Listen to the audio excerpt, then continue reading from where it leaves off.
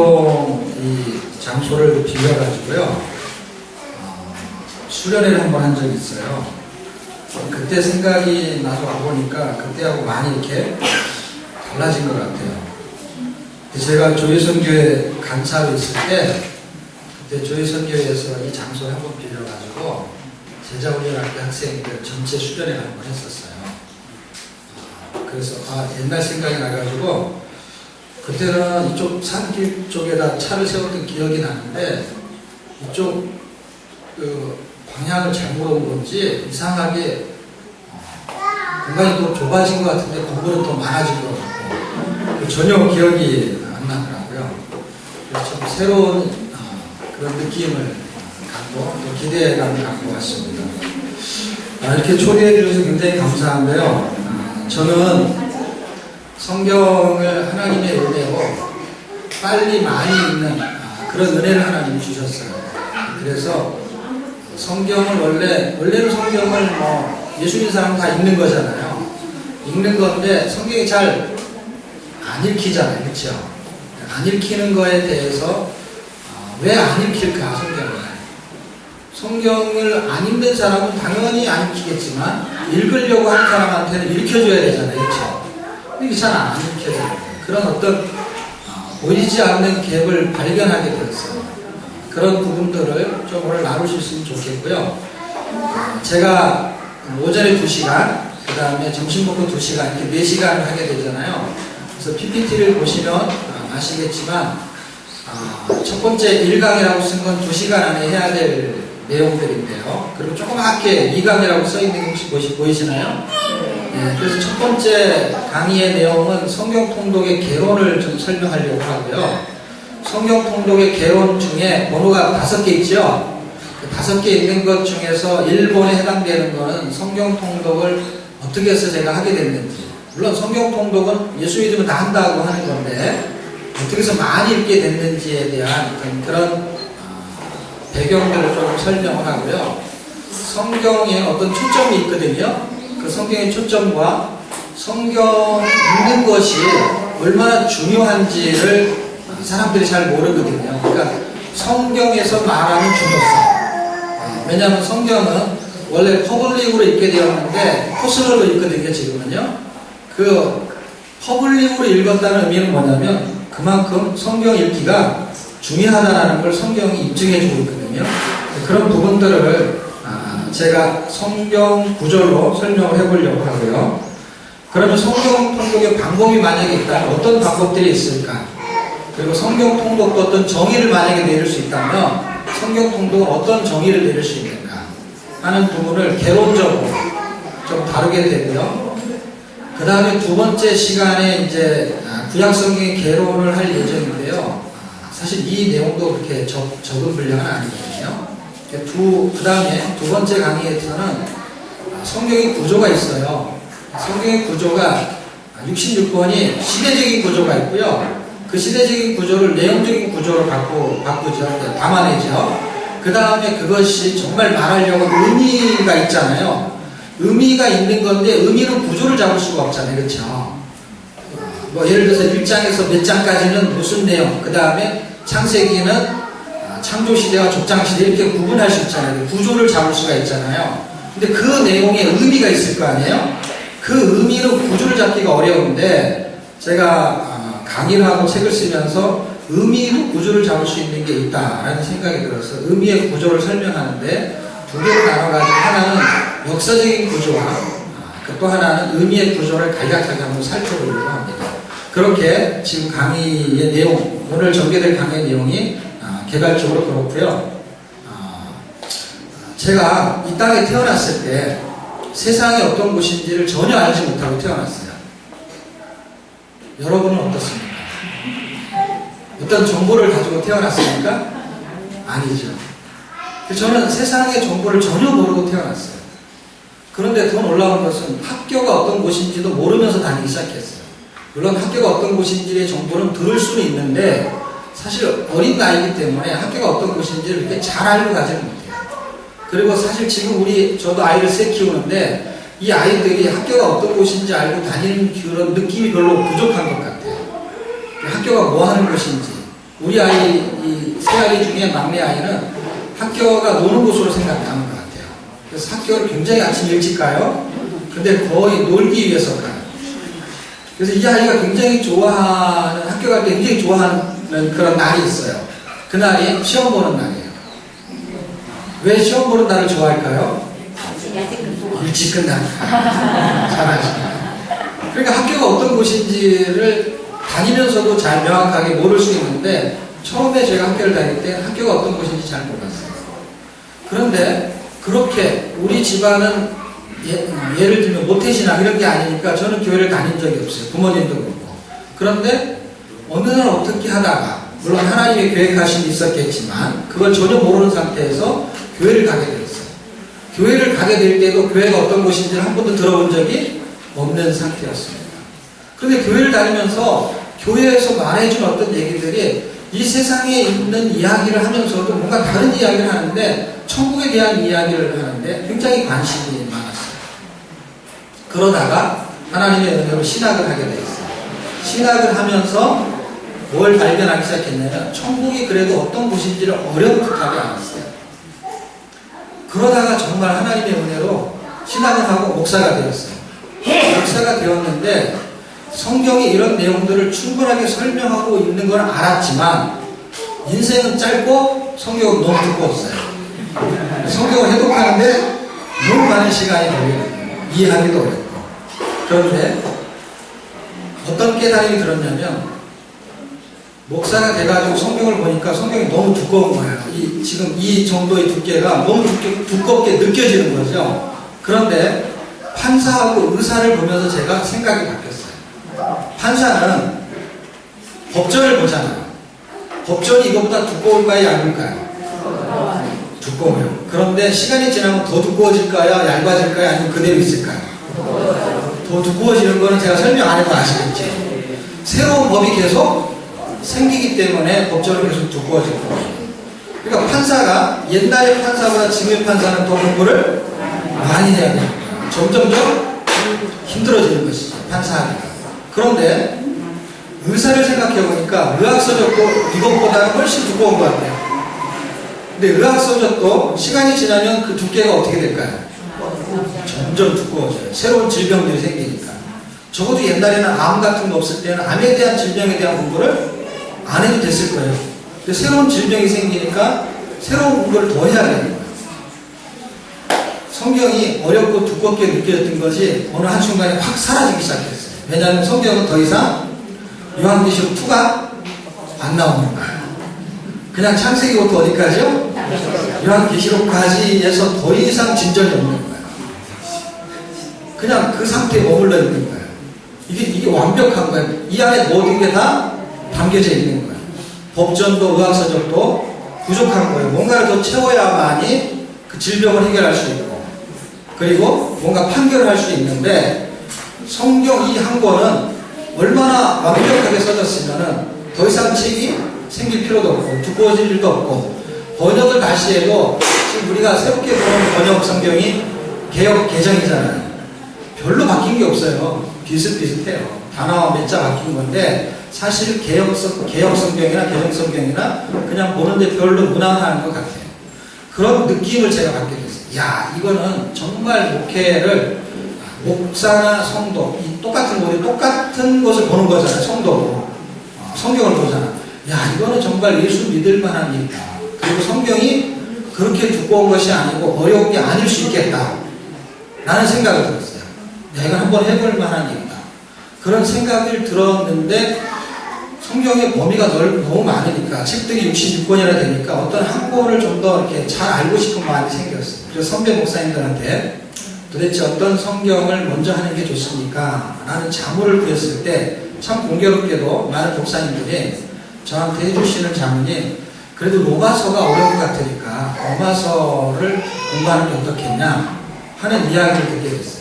그때 그분들의 느낌, 제가 그때 신학생 때 느낌이 어떤 거였냐면요, 로마서가 꽤 어렵다라는 느낌으로 들었던 것 같아요.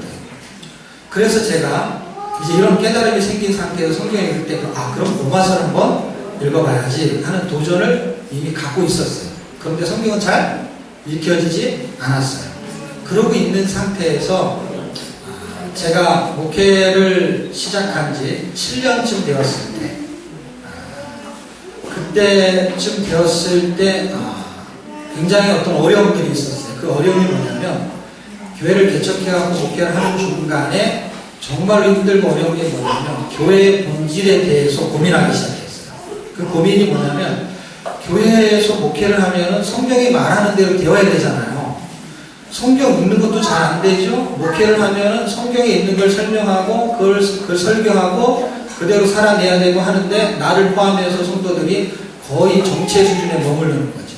근데 공부를 하니까 머리의 지식들은 계속 이렇게 업이 돼서 올라가고 수준은 높아지는데, 삶의 행동은 그거를 따라가지 못하는 거예요.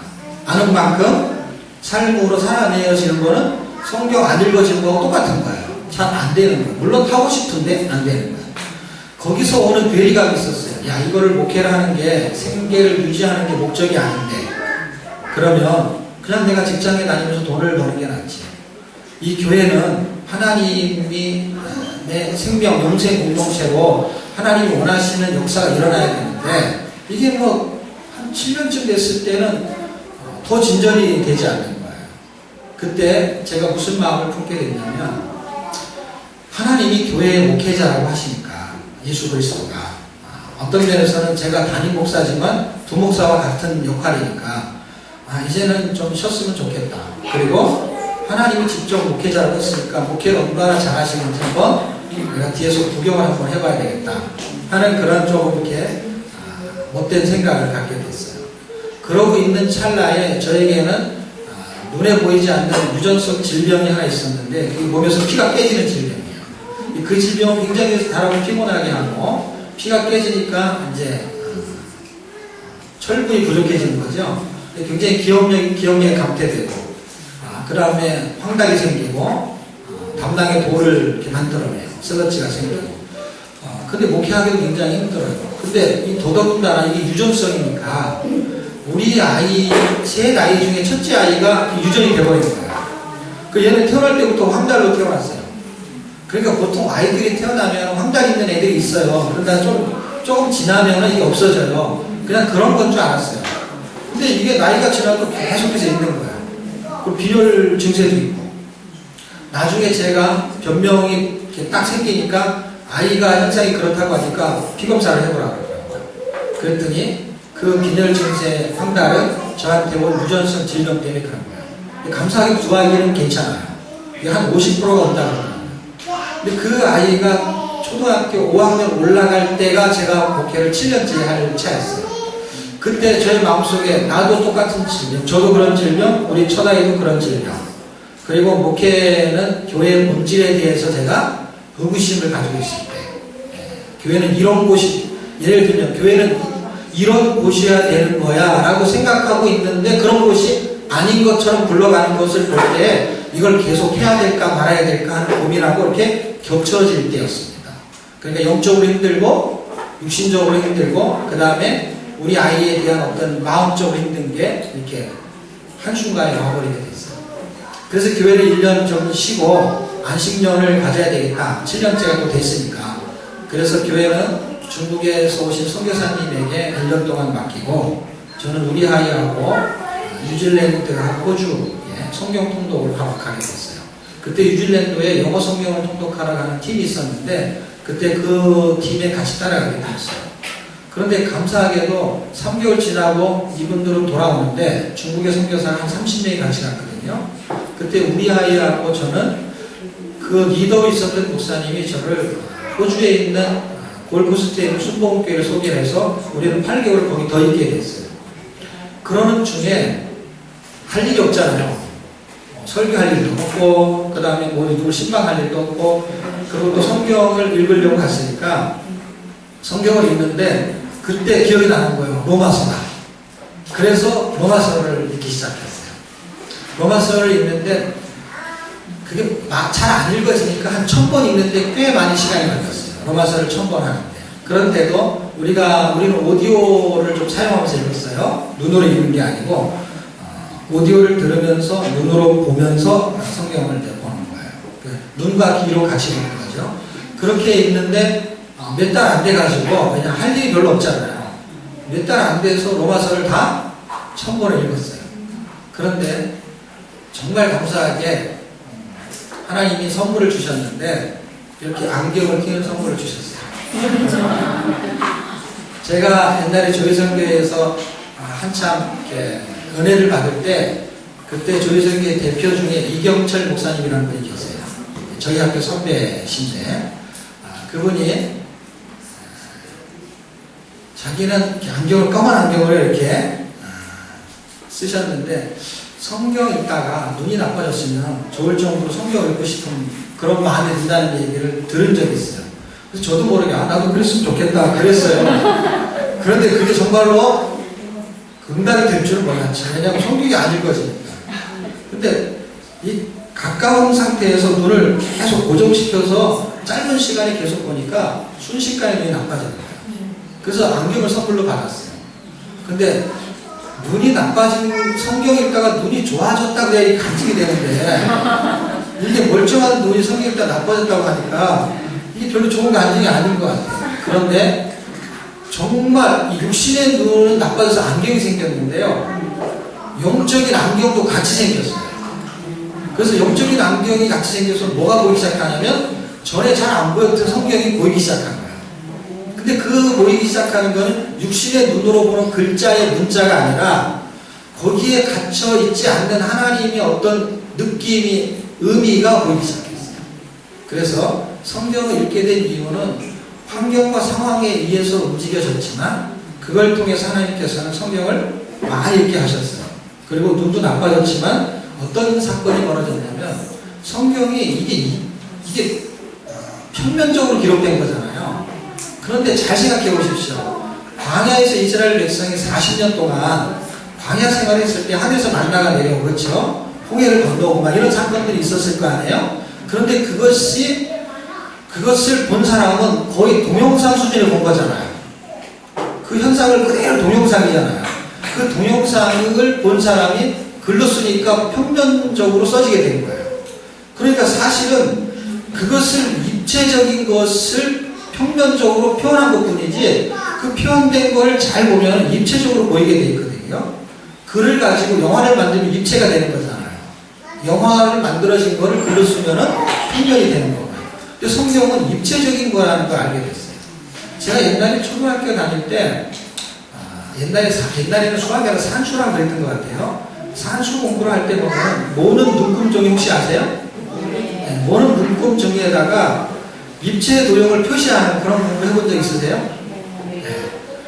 입체 도형을 여기 현장에다 놓고 눈에 보이는 대로 쌓으면은 이게 몇 개라고 개수를 물어보면 맞추기가 쉽잖아요. 그렇죠? 이렇게 뒤에 가서 보면 되니까. 근데 그거를 평면에 모는 눈금종에다 그리면 뒤에 가서 볼 수가 없잖아요. 그냥 이렇게 앞에서만 보이는 거잖아요. 근데 그거를 선생님이 가르쳐 줄 때 딴 애들은 금방 이해하는데 저는 이해가 안 되는 거예요. 안 보이는 거 이게. 눈으로 보이는 것만 보이는 거예요. 이게 뒤에 있다라는 것이죠. 어딘가 이게. 그림으로 그리는데 평면으로 그래서 안 보이지만 실제로 이렇게 느낌을 가져야 되는 거죠. 근데 그게 잘 안 보이는 거예요. 그래서 고민을 굉장히 많이 했었어요. 한참 지나서 나중에 그걸 알게는 되었는데 성경을 읽다가 그 생각이 났어요. 사람들이 제가 공부할 때 이 감각이 늦어가지고 입체적으로 보는 게 부족했을 수 있었는데 성경이 꼭 그런 것 같다. 이게 분명히 입체적으로 있었던 사건을 글로 쓰다 보니까 평면화된 건데 평면화된 거를 평면으로만 보는 거예요. 사람들이. 그게 꼭 제가 만약에 설명을 한다면 입체 도형을 모는 눈금종이를 같이 공부했던 사람이라면 제 느낌을 이해할 수 있죠. 그것도 똑같은 거예요. 그냥 이거를 평면화 시켜놓은 것이지 실제는 거기에 입체적인 내용이 담겨져 있는 것이죠. 근데 성경을 한번 로마서를 1000번 읽으면서 느낌이 온 게 그 느낌이 온 거예요. 이거는 입체적으로 다루기 시작한 거예요. 실제적으로. 정말 거짓말을 보태지 않고 그대로 얘기한다면 느낌을 말하는 거예요. 성경을 펼쳐서 읽으면 성경 글자가 이렇게 찍혀 있는 거잖아요. 그렇죠? 까만 글씨로. 그런데 어느 날 그 글씨 중에 어떤 글자가, 문자가 그게 꿈틀거리는 느낌이 오는 거예요. 실제적으로 꿈틀거리는 건 아니에요. 제가 예를 들어서 실제적으로 입체적인 건 아니에요. 그렇죠? 성경은 그냥 표면적인 거예요. 맞습니까? 그런데 입체적으로 느낄 수 있는 거죠. 그렇죠? 입체 도형을 보는 것처럼. 그런 것처럼 실제 그것이 꿈틀거리는 게 아닌데 꿈틀거리는 느낌이 확 오는 거예요. 그런데 꿈틀거리는 정도가 아니라 여러분 학교 앞에 보면은 문방구가 있고 지금은 거의 없어진 것 같은데 두더지라는 게 있어요. 두더지. 그래갖고 돈을 넣고 망치 하나 들고 그러면은 두더지가 올라오면 그걸 탁 치면은 점수가 나는 그런 게임이 있었어요. 그런데 오늘날 성경을 읽는데 두더지 게임을 하듯이 성경의 글자가 올라왔다 내렸다 올라왔다 내렸다. 실제로 올라온 건 아니에요. 근데 그것이 그렇게 클로즈업돼서 확 보이는 거예요. 크게. 이게 올라오는 거 아무것도 없는 상태에서. 그게 정말로 하나님의 말씀이 이게 입체적이고 실제적이라는 거를 이렇게 느끼는 건데 어떤 사람들이 신학적으로 만약에 말하면 이런 말을 하면 이해하실 수 있을까요? 하나님의 말씀을 그냥 헬라어로 만약에 로고스 이렇게 말할 수 있죠. 말씀. 그럴 때 어떤 사람은 이게 실제적으로 그게 자기 삶에 느껴질 때는 내 말하는 말을 쓰지요. 그거하고 비슷한 거예요.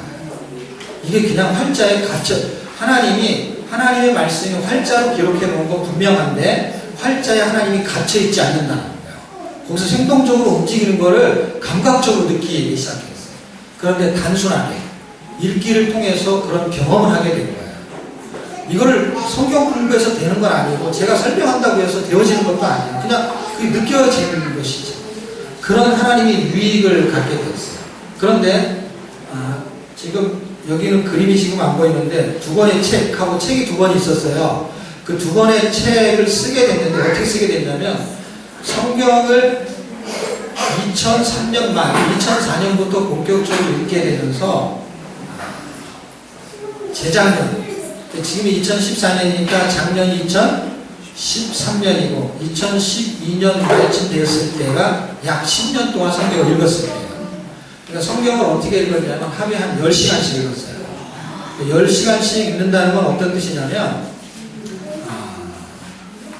잠만 겨우 자고 성경을 읽고 성경을 읽다가 밥을 먹고 성경을 읽다가 화장실 가고 이 정도를 해야 10시간을 읽어요. 그 정도. 24시간이지만 해보니까 그래요. 24시간 중에서 10시간 빼면은 그래도 몇 시간이 남아요? 14시간 남으니까 굉장히 많이 나오는 것 같죠? 근데 한번 해보세요. 10시간을 채워보세요. 다른 걸 하면 10시간을 못 채워요. 그럼 무슨 뜻이냐면 24시간이고 잠을 많이 안 자고 다른 거를 거의 할 수가 없어요. 뭐 예를 들어서 이렇게 이동하면 한두 시간 걸리잖아요. 그리고 하루 종일 읽어도 10시간 채우기가 쉽지 않아요. 그런데 그것을 2004년 이후서부터 성경을 로마서를 천독하면서 성경을 많이 읽게 하면서 10시간씩 읽는 거를 꼽아 거의 하루도 안 쉬고 3년을 계속했어요.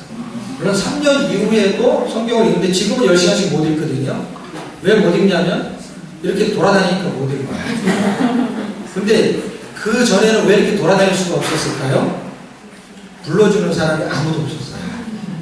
그리고 교회가 그렇게 사이즈가 크지 않으니까 교인들도 안 불러줘요. 그러니까 신방 갈 일도 없어요.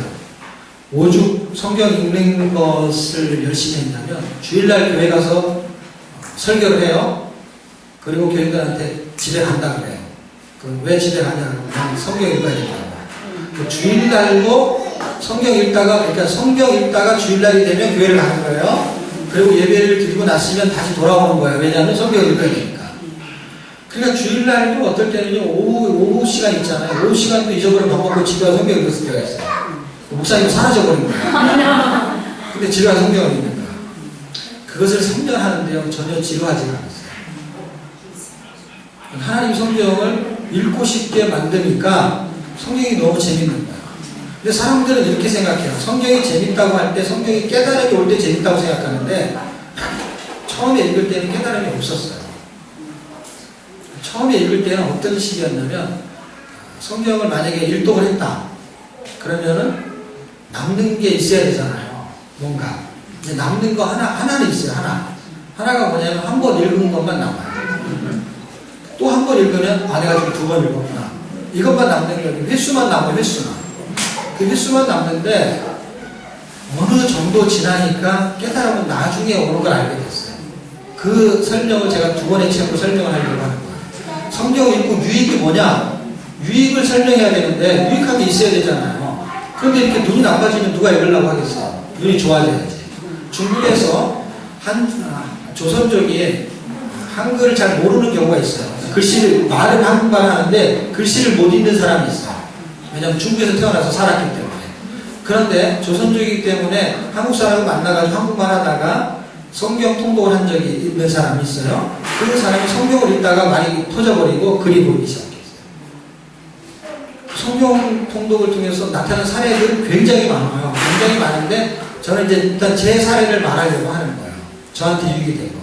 근데 저는 그렇게 성경을 3년 만에 1만 시간을 채우게 됐고, 지금도 성경을 10년 전까지, 그러니까 이렇게 10년까지 그렇게 읽었을 때, 10년을 어느 정도 채우고 나니까 놀라운 현상은 뭐냐면, 출판사에서 책을 써달라고 찾아오는데, 두 권의 책 중에 한 권의 책은 넥서스 크로스라는 데서 연대기로 성경을 이렇게 써줬으면 좋겠다. 그래서 연대기로 읽을 수 있는 성경을 2013년도 1월에 쓰게 됐어요. 작년이죠. 작년에 책을 쓰게 돼서 4월에 탈고를 하고 8월에 책이 나왔어요. 그러고 있는 그 사이에 6월달쯤, 5월, 6월 그 사이에 그 당시 두란노 본부장이었던 무정성 목사님이 찾아와서 책을 하나 써달라는데 그게 두 번째 책이에요. 구속사 책을 쓴 거예요. 여러분이 지금 읽고 있는 90일에 맞춰서 쓴 책이에요. 그 책을 6월 말에 계약을 하고 7월 1일부터 써가지고 12월 중순에 책을 다 썼어요. 약 5개월 만에. 그리고 5월 2월에 책이 나왔거든요. 10년 동안 성경 읽고 유익한 게 뭐냐 할 때 연대기로 보는 관점이 생기고요. 그 다음에 구속사를 그것을 해석해낼 수 있는 힘이 생긴 거죠. 그러니까 책을 1년 동안에는 책만 썼어요. 두 권의 책. 그런데 지금 2014년이 됐잖아요. 2014년에는 두 권의 책에 대한 강의가 월요일, 수요일, 목요일 있어요. 그래서 그 강의를 하러 다니는 시간이 지금 10년 동안은 성경을 읽고 작년 1년 동안은 책을 두 권 쓰고 올해는 강의를 하러 다니는 거예요. 그러면서도 성경을 계속해서 읽어야죠. 왜냐하면 강의를 해야 되니까. 계속 준비를 해야 되죠. 그렇게 해서 책 두 권을 만들게 되었습니다. 이것이 성경 읽은 거에 대한 유익이라고 말할 수 있어요. 그런데 잘 생각해 보세요. 책을 얼마든지 쓸 수 있지 않겠느냐 하는데 그렇지 않은 거예요. 어떤 걸 말하려고 하냐면 성경 읽기에 대한 책을 공부를 해가지고 성경 읽기에 대한 책을 쓴 게 아니고 성경 읽기만 해가지고 책을 썼다는 걸 말하고 싶은 거예요. 왜냐하면 10년 동안 제가 성경을 읽었을 때 설교도 하고 강의도 계속 했었어요. 그때는요. 교회에서 강의를 했어요. 이렇게 성경 통독 강의를. 그런데 단행본책을 하나도 보지 않았다는 거예요. 예를 들면 설교를 할 때 예화를 써야 되잖아요. 그렇죠? 그 다음에 어떤 자료를 참고할 수 있잖아요. 주석이나. 그걸 한 번도 본 적이 없어요. 생각해보세요. 10년 동안 단행본책을 한 번도 읽어보지 않았다는 거예요. 그런 원래 책을 쓰는 사람은 책을 많이 읽어야 되거든요. 근데 성경도 책이잖아요. 성경만 읽고 설교를 하고 강의를 하고 책을 쓴 거예요. 성경이 그만큼 능력 있고 탁월하다라는 것을 입증한 게 이 두 권의 책이에요. 그리고 제가 어떤 일을 했는지를 확인하면 되는데 그 일이 성경 읽은 거 외에는 한 게 없거든요. 단행본 책을 읽을 필요가 없었거든요. 왜냐하면 설교를 할 때 예화를 들 때도 성경에 있는 예화가 굉장히 좋은 예화가 많거든요. 그걸 그대로 들어도 굉장히 충분했으니까요. 그리고 구속사의 설명은 예수님을 표현하는 설명이기 때문에 다른 것으로는 예수님을 표명하는 책들이 별로 없어요. 성경만이 그 성경을 해석해내요. 그렇기 때문에 성경만 가지고 설교를 했어요. 어떤 식으로 설교했냐면요. 최근 4년 동안, 한 1년 전은 지금 그렇게 하고 있지 않은데 1년 후 전부터 4년 동안 내는 성경을 4번 반복을 했어요. 예를 들면 주일날 교회 한 번 나오면 성경 전체 한 번을 다 훑을 수 있게 설교를 하는 거예요. 자 보세요. 오늘 설교할 내용이 본문이 창세기예요. 창세기를 집에서 읽어와야 돼. 일주일 동안. 그게 본문이야. 그런데 본문을 교회 와서 읽을 수가 없잖아요. 그러니까 한 장만 읽어, 한 장만. 창세기 1장에서 50장까지 있는 중에서 한 장을 본문으로 선택하는 거예요. 낭독하는 거죠. 그런데 그 한 장을 중심으로 50장 전체를 설명한 거예요. 그러니까 설교가 60분에서 90분을 했어요. 근데 그 다음 주가 되면 출애굽기를 하는 거야. 그렇게 1년쯤 하게 되면 66권이니까 약 1년이 좀 더 걸리지만 1년쯤 하게 되면 66권을 다 하는 거야. 예를 들면 제목을 붙일 때도 이렇게 붙이는 거예요. 창조의 목적. 그러면 그 창세기예요. 그 다음에 출애굽기 한다면 구원의 목적. 이렇게 시리즈로 66권을 하는 거예요. 그러니까 성경을 다른 책을 참고해가지고 이렇게 설교를 절대로 할 수가 없어요. 왜냐하면 한 권을 한 주에 설교를 해야 돼요. 그리고 전체의 핵심을 잡아줘야 돼요. 그게 창조의 목적이 뭐냐는 거예요. 그 다음 출애굽기에서 구원의 목적이 도대체 뭐냐는 거예요. 레위기의 언약의 목적이 뭐냐는 거예요. 제목을 잡고 성경 한 장을 읽고 그 책 전체를 다 설명해야 되는 거는 그 책을 관통하지 않으면 설명할 수가 없거든요. 그렇게 4년을 반복했어요. 왜냐하면 한 번은 그렇게 하고 한 번은 복음으로, 하나는 목적으로 시리즈로, 그 다음 또 한 번은 뒤에 복음을 붙이는 거야. 복음을 붙여가지고 시리즈로 66권을 하는 거야. 그리고 나머지 2번은 어떻게 했냐면 연대기록 52주인데 한 50주에 걸쳐가지고 창조시대, 족장시대, 시대별로 한 주씩 하는 거야. 시대별로. 그렇게 해가지고 시대 안에서 이제 책을 쪼개가지고 하는 거죠. 그런 식으로 반복해가지고 연대적으로 그 다음에 책별로를 2번 반복하니까 4년이 걸렸어요. 지금은 그냥 지금은 한 장만 해요. 왜냐하면 그렇게 2번을 반복한 이후에 총 4번이나 마찬가지거든요. 전체를 보면은. 근데 지금은 계시록 한다고 계시록 1장, 2장 이렇게 한 장씩 하게 돼요. 근데 왜 그렇게 할 수 있게 됐냐면 성경을 창세기부터 요한계시록까지 읽는데 어느 날 하나님이 10년을 읽는 중간에 한 2007년도쯤 된 것 같아요. 2004년도에 뉴질랜드 호주 1년 갔다 오고 2005년, 6년은 집에서 조금씩 읽다가 2007년도에 하나님 어떤 마음을 주셨냐면은 성경을 하루에 한 번 읽고 싶은 마음이 들어와 버렸어요. 근데 성경을 하루에 한 번 읽을 수 있을까요, 없을까요? 못 읽어요. 왜 못 읽을까요? 시간 때문에 못 읽어요. 하루 종일 10시간씩 읽어도 10시간 읽는 분량이 한 권을 다 읽어낼 수가 없어요. 그런데 하나님 어떤 은혜의 지혜를 주셨냐면 더 빨리 읽으면 되겠다는 생각을 주셨어요. 시간을 단축하는 거예요. 하루 10시간 이상을 읽기가 굉장히 힘들더라고요. 그런데 더 빨리 읽으면 10시간 안에 읽으면 되는 거예요. 근데 제가 지금 읽는 속도는 굉장히 빠른데 그 당시는 25시간이면 성경을 읽도록 했었어요. 25시간. 그걸 이제 우리가 하고 있는 오디오로는 2배속이라고 하는데 우리 교인들은 다 그렇게 읽고 우리 아이들은 그보다 2배 빠른 4배속으로 읽어요. 아이들은 훨씬 더 빨리 귀가 발달해가지고 잘 들려요. 근데 눈은 더 빨리 읽고 있어요. 사람의 눈은 훨씬 빠릅니다. 그거 충분히 쫓아갈 수 있어요. 그런데 2배속으로 읽다가 이거를 좀 더 빨리 더빙을 해가지고 녹음을 해서 3배속으로 읽기 시작을 했어요. 지금 제가 성경을 읽는 거에 대한 제 실제 사례를 설명하고 있는 거예요. 왜냐하면 성경 읽는 것을 이렇게 읽어야 된다는 방법이 아니에요. 방법은 다양한 거고요. 저한테 주신 은혜가 한 번을 읽고 싶은 거예요. 하루에. 그런데 빨리 읽은 거에 도전하기 시작했는데 저는 속독을 공부한 적이 없고 또 학원에 다닌 적도 없어요. 그 이후로도 지금도 그냥 단순하게 빨리 지금 읽었던 방식을 좀 더 빨리 하는 거죠. 그런데 여러분 아이들이 처음에 한글을 배워가지고 읽을 때는 하나님 이렇게 한자씩 읽어요. 좀 빨라지면 한 단어씩 읽어요. 더 빨라지면 한 문장씩 쭉 읽어버려요. 그리고 책을 많이 읽는 아이는 한 권 읽었던 시간이 만약에 2시간이었다. 똑같은 분량의 책이라고 할 때 그 다음에 또 책을 읽으면 훨씬 빨라진다는 거 아십니까? 그러니까 빨라지게 돼요. 계속하면 빨라지는 거예요. 물론 엄청나게 빨라지는 거는 차이는 다르지만 굉장히 빨라지는 걸 느낄 수 있어요. 점진적으로 빨라져요. 그런데 그 방식이 저한테 맞았던 것 같아요. 이걸 읽는데 더 빨라지는데 이걸 속도를 조절해야 되는데 내 의지로, 제 의지로 속도를 조절하기가 어려우니까 녹음기를 활용해서 그 속도를 따라가는 거예요. 그런데 문제는 뭐냐면 눈으로는 따라갈 수가 있어요. 근데 들리지가 않는 거예요. 소리가 빠르잖아요? 그럼 잘 안 들려요. 여러분 녹음한 걸 빨리 들으면 찌릿 이런 소리 나죠? 잘 안 들리는 거예요. 빠르면요. 근데 이걸 기계음을 많이 줄이고 녹음을 빠른 상태에서 녹음을 하는 게 느린 거를 빠르게 땡기면은 이렇게 늘어지게 돼 있어요. 그래서 찌릿 이런 소리가 나는 거고 이거를 빠른 소리로 들리게끔 녹음을 하면 돼요. 그래도 들으면은 그 소리의 녹음감이 잘 안 들려요. 3배속을 해가지고 듣는데 6개월 걸렸어요. 6개월 걸리는 동안에 얻은 또 은혜가 있죠. 이렇게 안경처럼. 성경을 펼쳐놓고 귀로 들으면서 눈으로 따라가니까 빨리 따라가야 되니까 눈의 운동이 굉장히 빨라지죠. 그러니까 눈이 계속 밑을 바라보니까 어떻게 해요?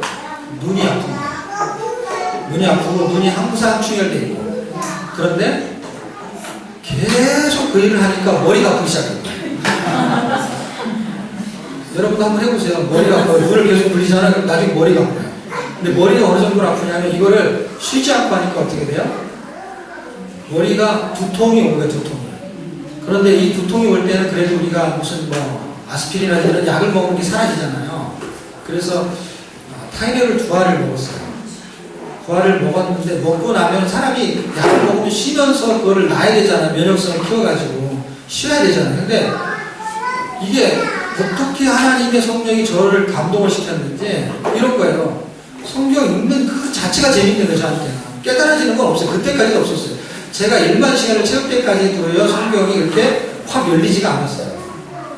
그런데 성경을 읽고 있는데 이거를 놓을 수가 없는 거예요. 저녁에 잠을 자야 되는데 성경을 놓고 자야 되는데 한 장만 더 읽고 자야 한 장만 더 읽고 자다가 한 권을 더 읽고 자는 거예요. 그리고 아침에 일어나면 성경을 펴야 밥을 먹는 게 아니라 성경을 먼저 읽어야 되는 거예요. 그게 그냥 자기도 모르게 돼버린 거예요, 이게. 그런 상태에서 지금 눈이 아프고 이 머리가 아픈 상태가 됐어요. 그러면 좀 쉬면 되잖아요. 한 시간이라도. 이게 안 쉬어지는 거예요. 멈춰지지가 않는 거예요, 이게. 그런데 생각은 돌아가는 거예요. 무슨 생각이 돌아가냐면요. 이렇게 있다가 죽을지도 모르겠어. 라는 생각이 드는 거예요. 그런데도 안 멈춰지는 거예요. 그런 타이레놀을 먹었는데도, 약을 먹었는데도 머리가 낫지 않는 거예요. 왜냐하면 이걸 계속 하고 있으니까 좋아질 리가 없죠. 그렇게 성경을 읽게 하셨어요. 그런데 특별한 깨달음도 그렇게 많지 않았어요. 특별하게 어떤 거 하나가 깨달을지 모를까. 근데 깨달을 수 없는 이유가 또 하나 뭐가 있냐면요. 25시간 만에 한 번 읽을 때는 창세기 1장, 그리고 뭐 자기가 많아잖아요. 대충 하나 이렇게 하면서 좀 빨리 읽으면서 좀 이따 2장 이러잖아요. 이게 빨라지니까요. 1장 하고 뭘 말해주는 거를 느낄 수 없이 2장, 3장, 그렇게 50장 하면 그냥 창세기 한 번 끝나는 거예요. 그러니까 생각을 해보세요. 아침에 일어나고 저녁에 잘 때까지 하루 종일 성경을 읽었는데요. 남는 거는 몇 장 이것만 기억나요. 왜냐면 이걸 빨리 따라가는 데다 신경을 썼으니까 머리의 회전이 이게 지금 잠을 놓치지 않는 게 중요한 거죠, 저한테는. 그러니까 이거를 빨리 따라가다 보니까 이걸 묵상할 겨를이 없었던 것이죠. 여기에서 아주 중요한 걸 발견했어요.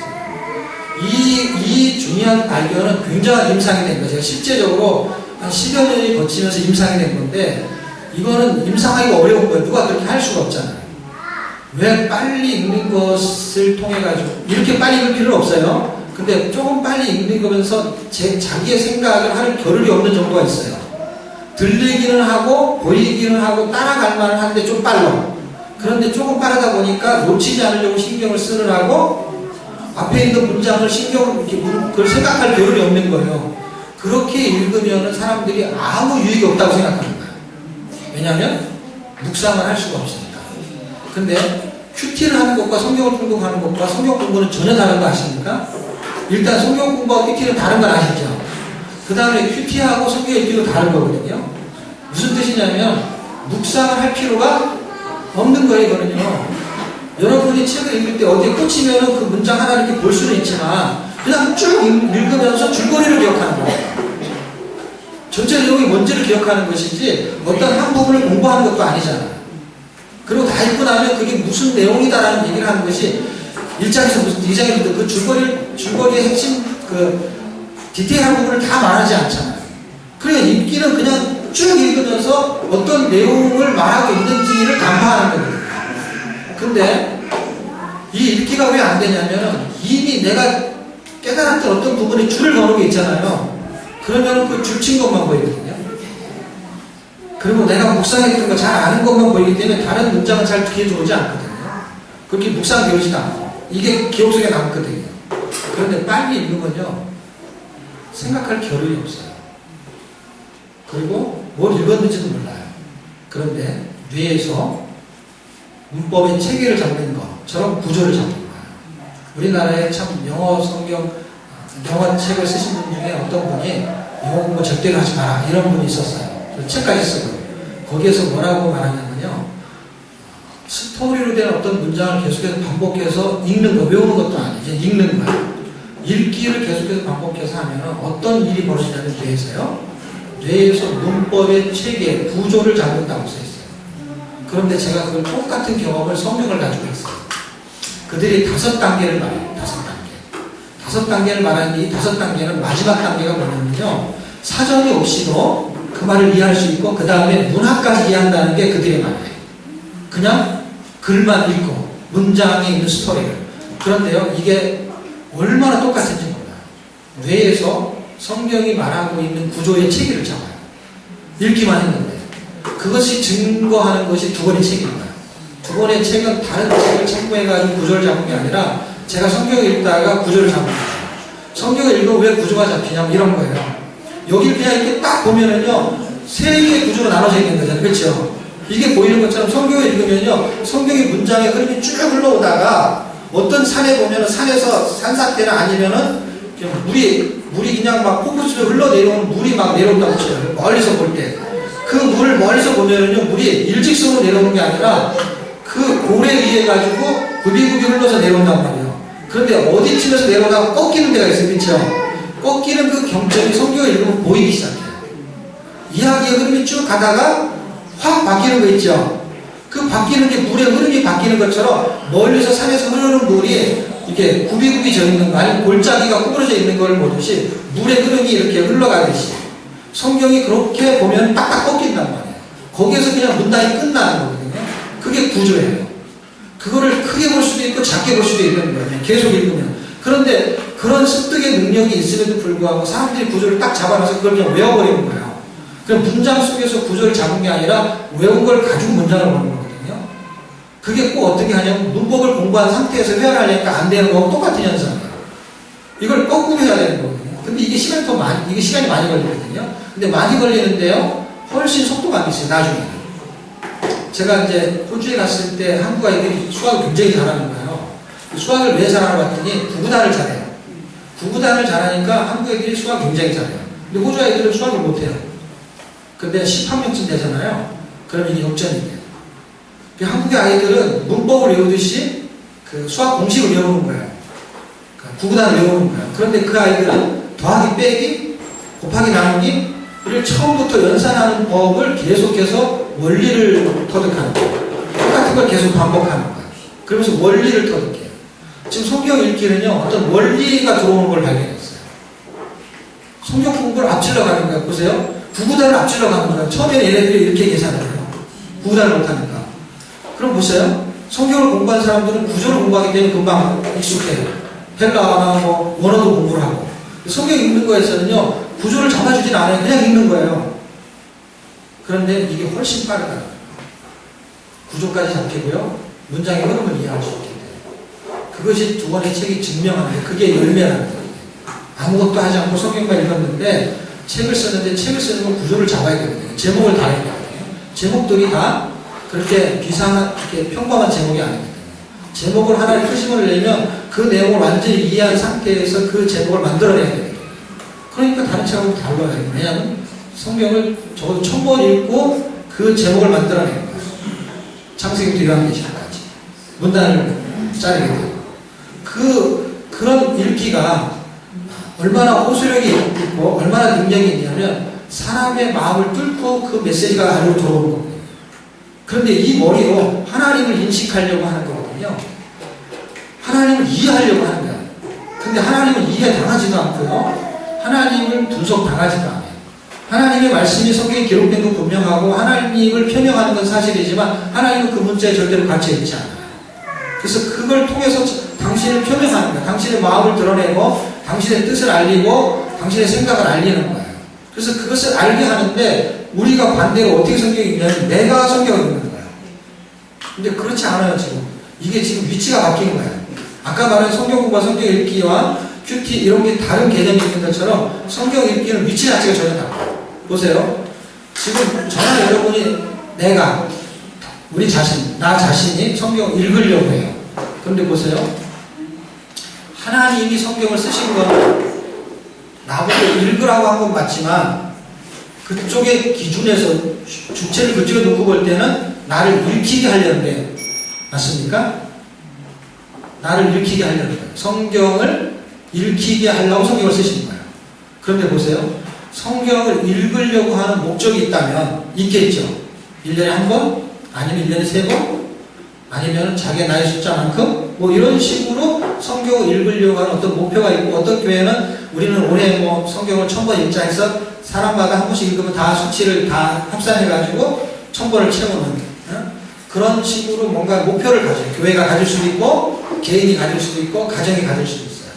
그래서 내 자신이 성경을 읽으려고 하는 목적이 있어요. 그런데 하나님이 우리에게 성경을 읽으려는 목적은 뭘까요? 생각을 별로 해본 적이 없을 거예요. 왜냐하면 우리 쪽의 성경을 자꾸 읽으라고 하고 읽으려고 하는 도전을 자꾸 하기 때문에 뭘 놓쳐버린다면 하나님이 근본적으로 성경을 읽히려고 쓰신 목적을 놓치어버리는 수가 있어요. 근데 이게 중요하다는 거예요. 성경을 왜 읽히려고 했을까?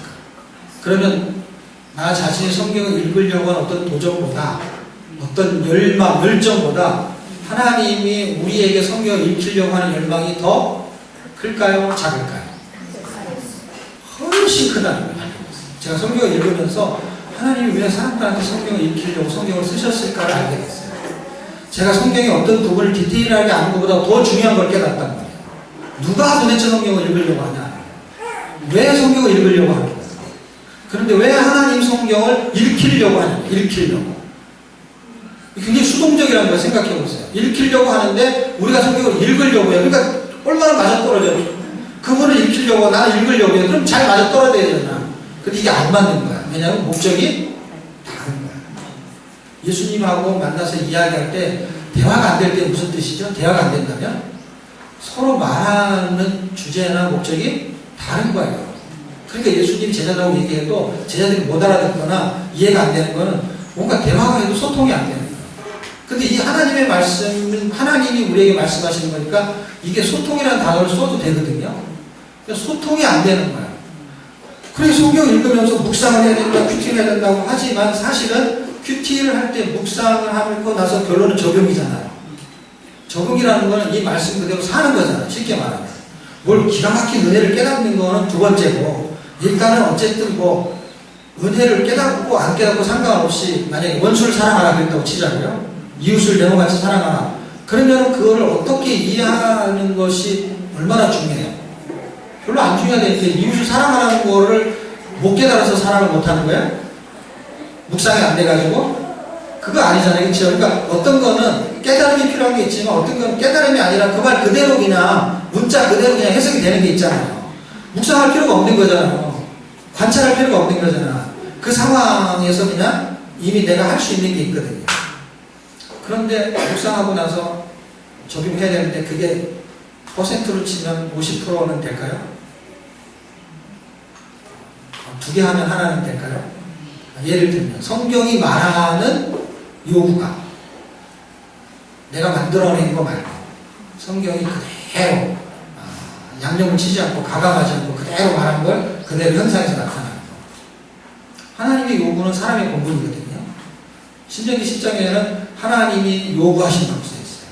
그걸 제가 명사화시키면 이런 게 제목화시키는 거거든요. 하나님의 요구예요. 성경. 요구하시는 거예요. 그런데 전도서 12장에 살펴보면 하나님을 경외하는 게 사람의 본분이라고 써있어요. 그런데 신명기를 읽으면 하나님 요구가 뭔가 봤더니 하나님을 경외하는 게 하나님 요구였어요. 제목화시키면 하나님께 순종하는 거, 하나님을 경외하는 거, 하나님을 사랑하는 거, 이것이 하나님의 요구였어요.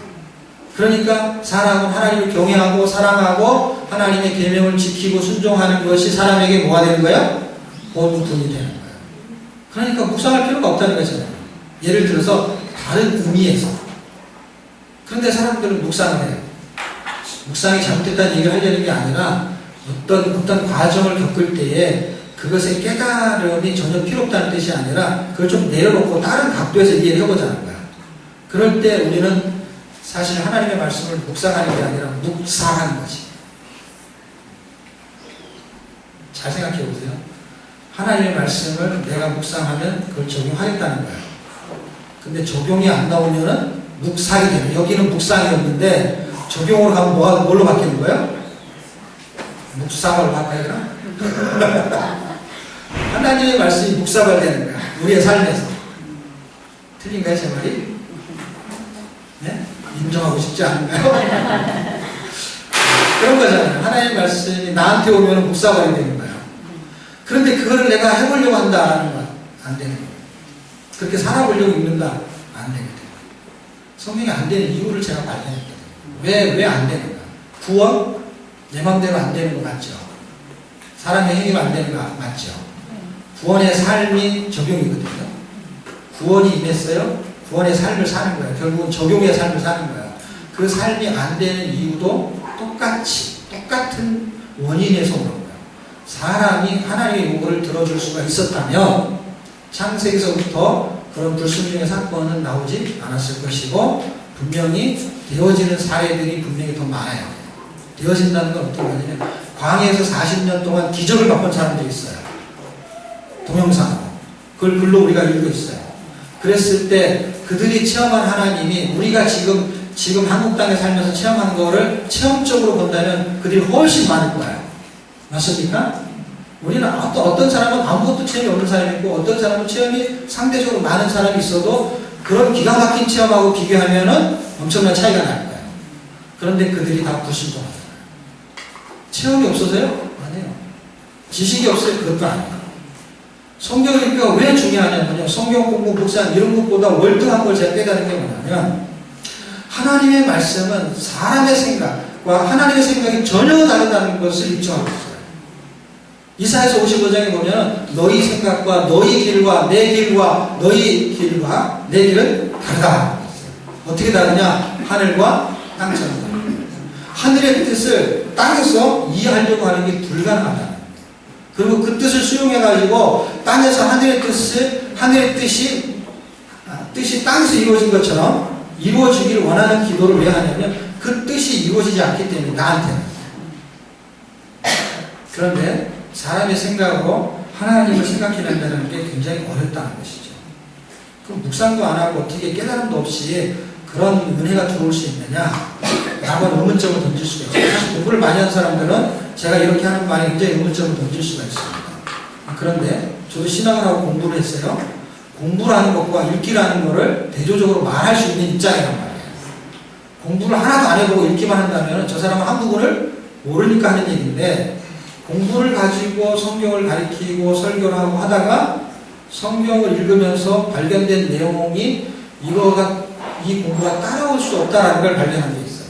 그런데 왜 읽기가 훨씬 유익하고 좋냐면 하나님이 공부라는 걸 만들어서 공부도 필요해요. 그런데 이것이 하나님이 성경을 쓰신 것은 학자를 만들려는 게 목적이 아니라는 거예요. 성경 박사를 만드는 게 아니에요. 박사가 필요 없다는 얘기가 아니라 박사가 필요하고 성경의 어떤 내용들을 연구하는 사람이 설명할 사람이 필요하지만은 모든 사람이 다 박사를 만들기 위해 성경을 쓴 거는 아닐 거라는 거예요. 그리고 머리가 똑똑하고 지혜로운 사람이 성경을 공부해가지고 하나님의 말씀을 깨닫고 그렇게 살아내는 거에다 기준을 잡아놨다는 성경의 텍스트의 그 기본을 예수 믿는 사람에게 지식이 부족한 사람은 예수 믿기 힘들거나 아니면 어떻게 은혜를 믿었지만 하나님의 말씀을 공부할 때 그것이 무슨지 잘 이해할 수가 없어서 그렇게 살아낼 수 없다면 그거는 성경이 아니거나 아니면 하나님이 뭔가 이상한 거예요. 자 보세요. 제가 뭔가를 가리키는 실력이 뛰어나요. 그래서 A라는 사람이 있는데 A라는 사람은 머리가 좋아요. 그래서 말만 하면 하나가 되면 열을 알아요. 근데 B라는 사람은 열을 가리켜야 하나를 알아요. 그런데 실력이 좋다는 건 뭐예요? 두 번째, B라는 사람을 열을 가르쳐서 두 개를 알게 하면 실력이 좋은 거야. 열을 가르쳐갖고 세 개를 알면 실력이 더 좋은 거야. 그리고 그냥 하나를 가르쳐서 열을 아는 거는 제가 조금 부족해도 그 사람이 뭔가 지혜가 좀 특출 나는 거예요. 그럼 사람이 그럴 수 있지 않겠죠? 좀 괜찮은 사람, 지식적으로 그렇지 못한 사람이 있어요.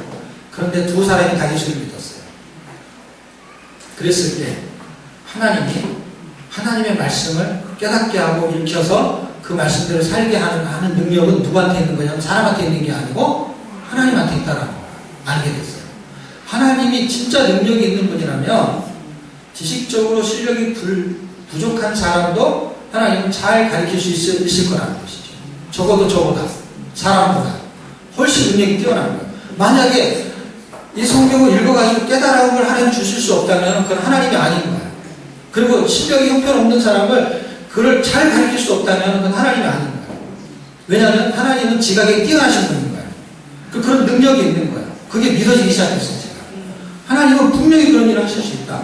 그러면은 읽기는 훨씬 더 넓은 의미로서 사용되어져야 된다는 거예요. 왜냐하면 하나님의 말씀 그대로를 읽고 그 하나님이 설명하실 거니까. 어떻게? 제가 성경을 가리키고 설명하기 위해서 이해하고 깨닫고 배우려고 성경을 읽었었어요. 그런데 어느 날 하나님 은혜 줘서 10시간씩 성경 읽을 때는 별로 깨달아진 게 없었다고 얘기했죠. 그런데 어떤 바보가 그 일을 계속 할까요? 10년씩이나.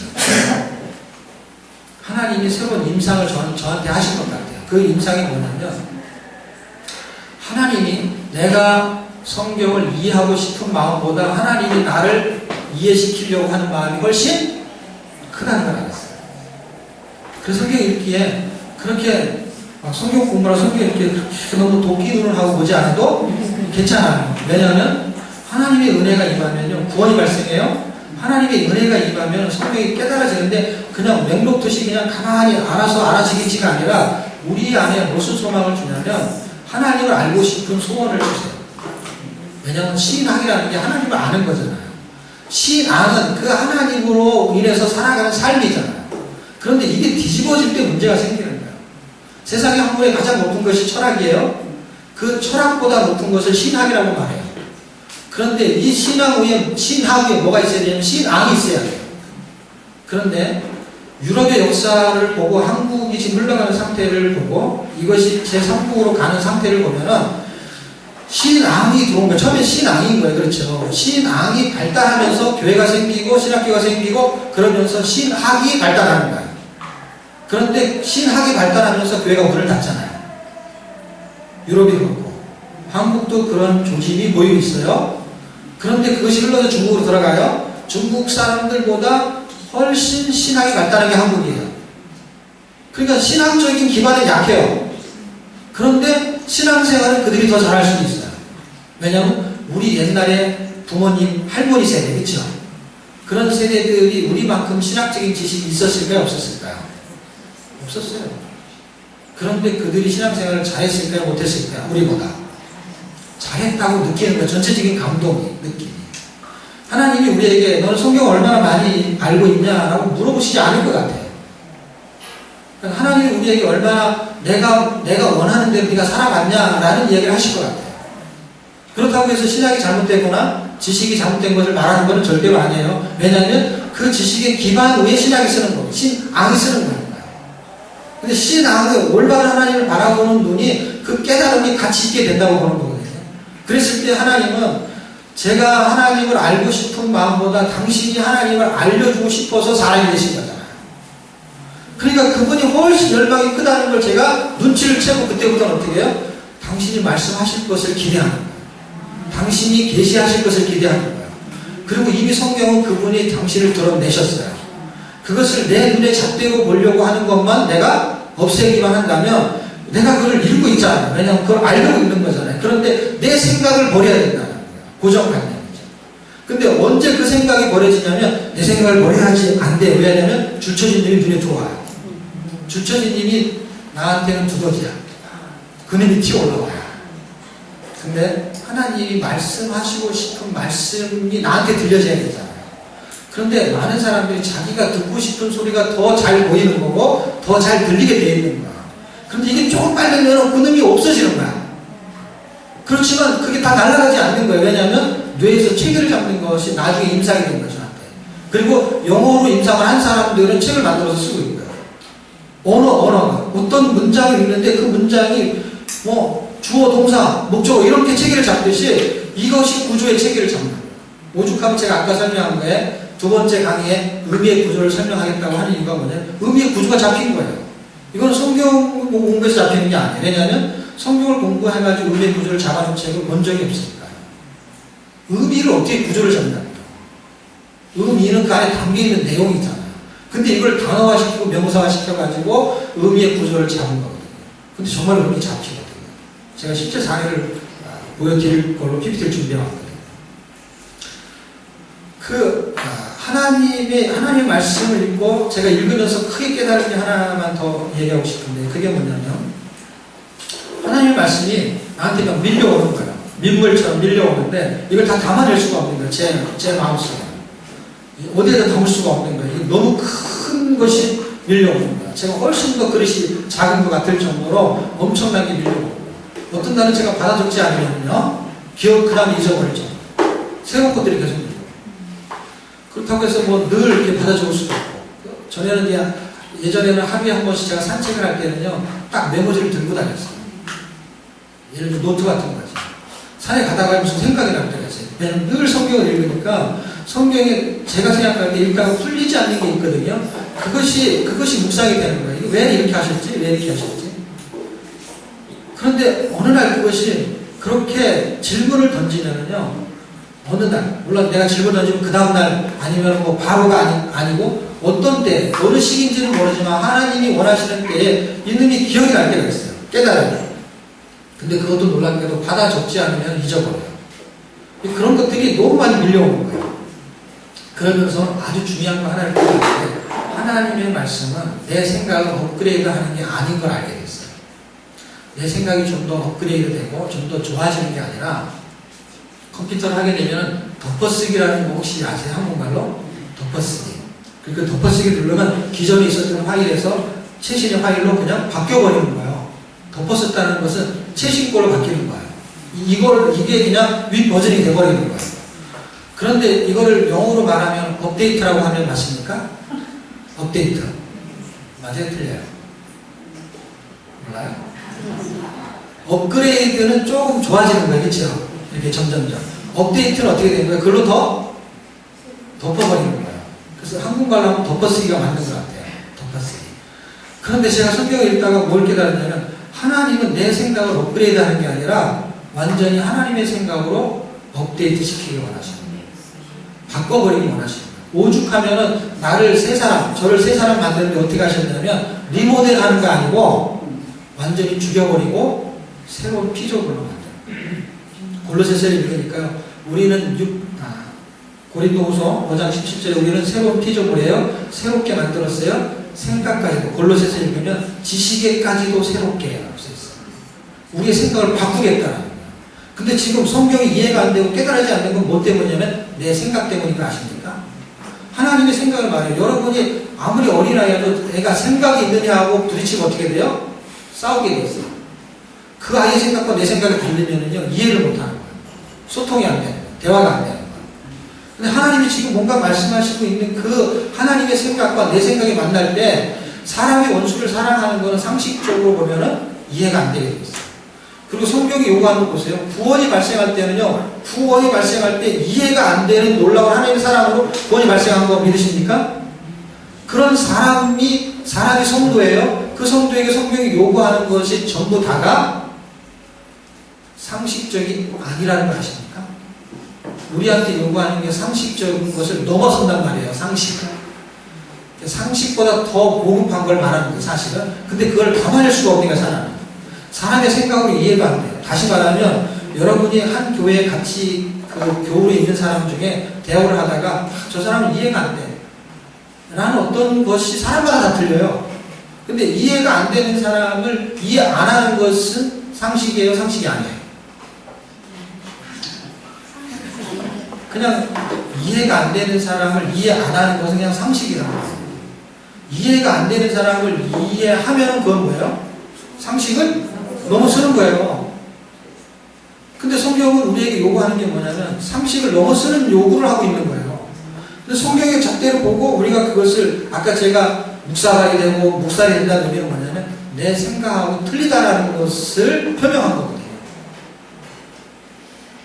근데 하나님이 지금 메시지를 통해 갖고 나한테 밀려 내려오게 하는 게 뭐냐면 하나님 요구거든요. 근데 구원이라는 거는 그렇게 살게 하려고 구원시킨 거거든요. 우리가 착각하는 거는 구원이 발생하면 천국에 가는 걸 끝나는 거라고 생각한다면 이렇게 벌어져야 돼요. 예수 믿는 사람들마다 다 어디로 가면 되냐면 죽어서 천국으로 그냥 가면 돼요. 어차피 갈 거고. 여기서 사는 거는 그냥 천국 가기 위해서 예수를 만나기 위한 그냥 기회고 과정이고. 그래서 예수님을 딱 만났어요. 1살에 만났든 2살에 만났든 100살에 만났든 그러면 그냥 만나는 거 그냥 천국 가는 거예요. 그러면 예수 믿고 천국 가는 거예요. 그냥. 그런데 하나님은 그리고 복음은 예수 믿고 천국 가는 게 목적이 아니었던 거예요. 예수를 믿고 구원받게 하는 목적은 이사야서 43장 21절에 하나님이 원하시는 것은 나를 창조하신 우리를 창조하신 것은 하나님이 찬송이 되게 하는 찬송. 그래서 천국에서는 영원히 찬송하는 거예요. 그래서 계시록 4장, 5장, 7장 거기에서는 새 노래가 나오는 거예요. 구원받은 사람은 하나님을 노래하는 거예요. 계속. 이 땅에서 노래하면서 이 땅에서 하나님의 영광을 드러내기를 원하시는 거예요. 이 땅에서. 천국에서는 그 사람들끼리만 하는 거고요. 이 땅에서는 예수 안 믿는 사람들을 바라보면서 세상에 있는 사람들이 꼭 지옥 같은 곳, 그 다음에 우상이 있는 곳에서 하나님이 참신이라는 걸 드러내는 것으로 우리를 부르신 겁니다. 그래서 갈대아 우르에서 아브라함을 콜한 거잖아요. 그래서 부르셨다고 하잖아요. 부르셔서 내가 네게 지시할 땅으로 가라 한 땅이 가나안 땅이고 그 땅이 나중에 알고 봤더니 그게 천국 본향을 상징하는 땅이었던 땅. 그래서 우리를 콜했어요. 그래서 에클레시아 우리가 하나님의 자녀가 되었어요. 그런데 어떤 과정을 거쳐요? 구원이라는 과정을 거쳤기 때문에 우리가 평면적으로 이해할 때는요, 예수 믿고 그냥 구원받아서 그 자리에 그냥 떡 서 있는 거예요. 여기서 예수 믿고 여기 그냥 있는 거예요. 그런데 평면적으로 일어난 일인 거지만은 실제는 그런 것이 아니라 하늘에서 수직적으로 벌어진 사건을 통해서 우리는 이미 천국의 백성이 되어버린 거예요.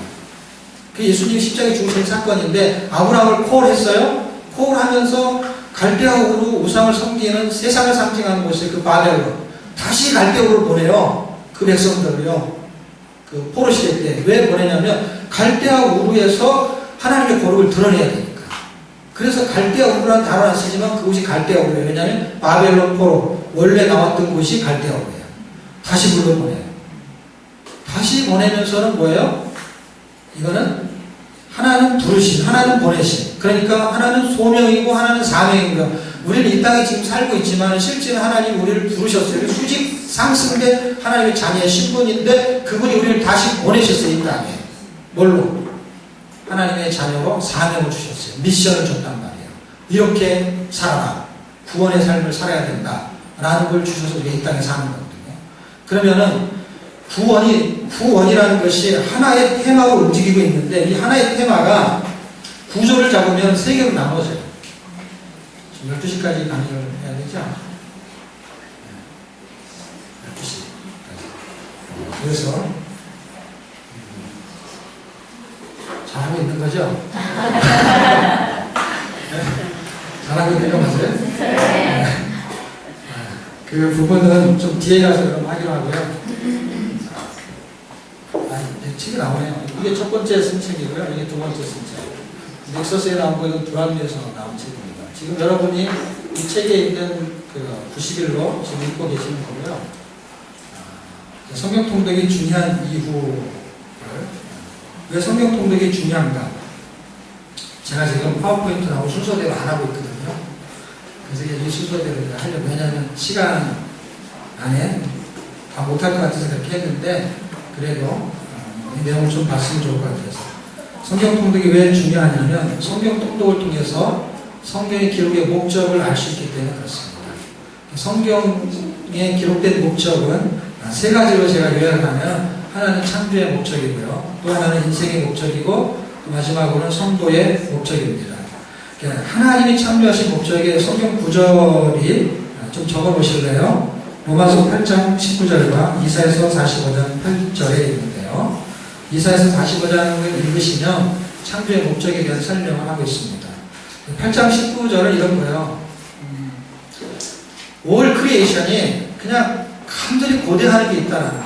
근데 간절히 고대하는데 뭘 고대하냐? 오죽하면 단어를 child birth라는 단어를 써가지고 그냥 이렇게 해산의 고통이 있다는 거예요. 근데 올 크리에이션이 그렇다는 거예요. 도대체 뭐 때문에 그렇게 해산의 고통을 하냐 했을 때 그것이 하나님의 자녀를 출생시키는데 그런 고통을 하는 거예요. 근데 그게 로마서에 써 있어요. 근데 우리가 창세기를 아무리 많이 읽어도 창조의 목적을 거기서 찾아낼 수가 없어요. 왜 성경을 계속해서 쭉쭉쭉 읽어줘야 되냐면 창세기만 묵상해가지고는 창세기 가지고는 창조의 목적이 있을 거 아니에요. 창조했으니까. 창조의 목적을 안 써놨어요. 그냥 창조된 기사만 써놨어요. 천지 창조한 거, 사람을 만든 거, 그 다음에 그들이 불순종한 거, 그리고 무슨 노아의 방주의 사건, 이런 사건만 기록해놨어요. 그런데 하나님은 무슨 목적이 있었을 거 아니에요. 근데 그 목적을 창세기에서 써놓으면 얼마나 좋아요. 그런데 그걸 이사야로 써놨어요. 그리고 이사야가 써놓은 것은 알고 바울이라는 사람이 그것을 로마서에서 다시 한번 쉽게 설명한 게 로마서 8장에 있는 거예요. 그래서 로마서는 우리가 잘 아니까 그나마 로마서는 굉장히 흰 책이에요. 제가 이걸 아까 그 얘기를 하다가 말았는데 로마서가 목사님들이 굉장히 어렵다고 제가 읽어보니까 첨보를 읽어보니까 최고 쉬운 책이 로마서인 걸 알았어요. 로마서가 최고 쉬운 거예요, 여러분. 로마서가 그리고 이미 구약에서 말하면 복음의 핵심들을 다 담아놨기 때문에 이것을 어느 정도 정통하면 구약의 복음을 해석해낼 수가 있어요. 그러면 로마서 다음에 이걸 더 작게 정리하면 갈라디아서잖아요. 내용이 흡사하잖아요. 이 내용의 복음이 지금 창세기에 있는 걸 다 끄집어서 설명하고 있어요. 지금 이것도 창조의 비밀이잖아요. 그런데 거기는 그냥 8장에 잠깐 몇 절 안 돼요. 왜냐하면 구약은 스토리로 돼 있어요. 근데 신약이 지금 구조화시켰어요. 구조화시켰다는 거는 그냥 요약했다는 걸 이해하시면 돼요. 주제를 잡았다, 제목을 잡았다, 아니면 단락을 만들어서 이 정도는 무슨 얘기하라는 것을 이렇게 구조화시켰어요. 그렇게 이해하시면 돼요. 만약에 예를 하나 만약에 든다면 이런 거예요. 민수기의 사건은 스토리가 쫙 진행되는 거잖아요. 광야 40년이, 그렇죠? 그리고 민수기의 그 이야기가 함축적으로 38년 이야기를 딱 모아놨어요. 민수기에. 그러니까 모세 오경이 광야시대의 책, 창세기 빼면 4권의 책 중에 광야에서 핵심적인 이야기를 다룬 건 출애굽기도 아니고 레위기도 아니고 신명기도 아니고 민수기예요. 다른 거는 뭐 중간중간 섞여 있긴 하지만 이게 완전히 그 내용을 다 담아내고 있어요. 그러면 민수기 한 권을 다 읽으려면 이건 스토리잖아요. 그렇죠? 이거를 누군가 요약을 해줘야 되는데 성경학자나 공부한 사람이 요약할 수도 있지만 성경 요약해봤어요. 하나만 팁을 드릴까요? 성경을 한번 찾아보실래요? 없으면 그냥 들으셔도 돼요. 혹시 있다면 제가 그냥 말할 수도 있는데 혹시 있는 사람은 도움이 될 것 같아서요. 고린도전서 10장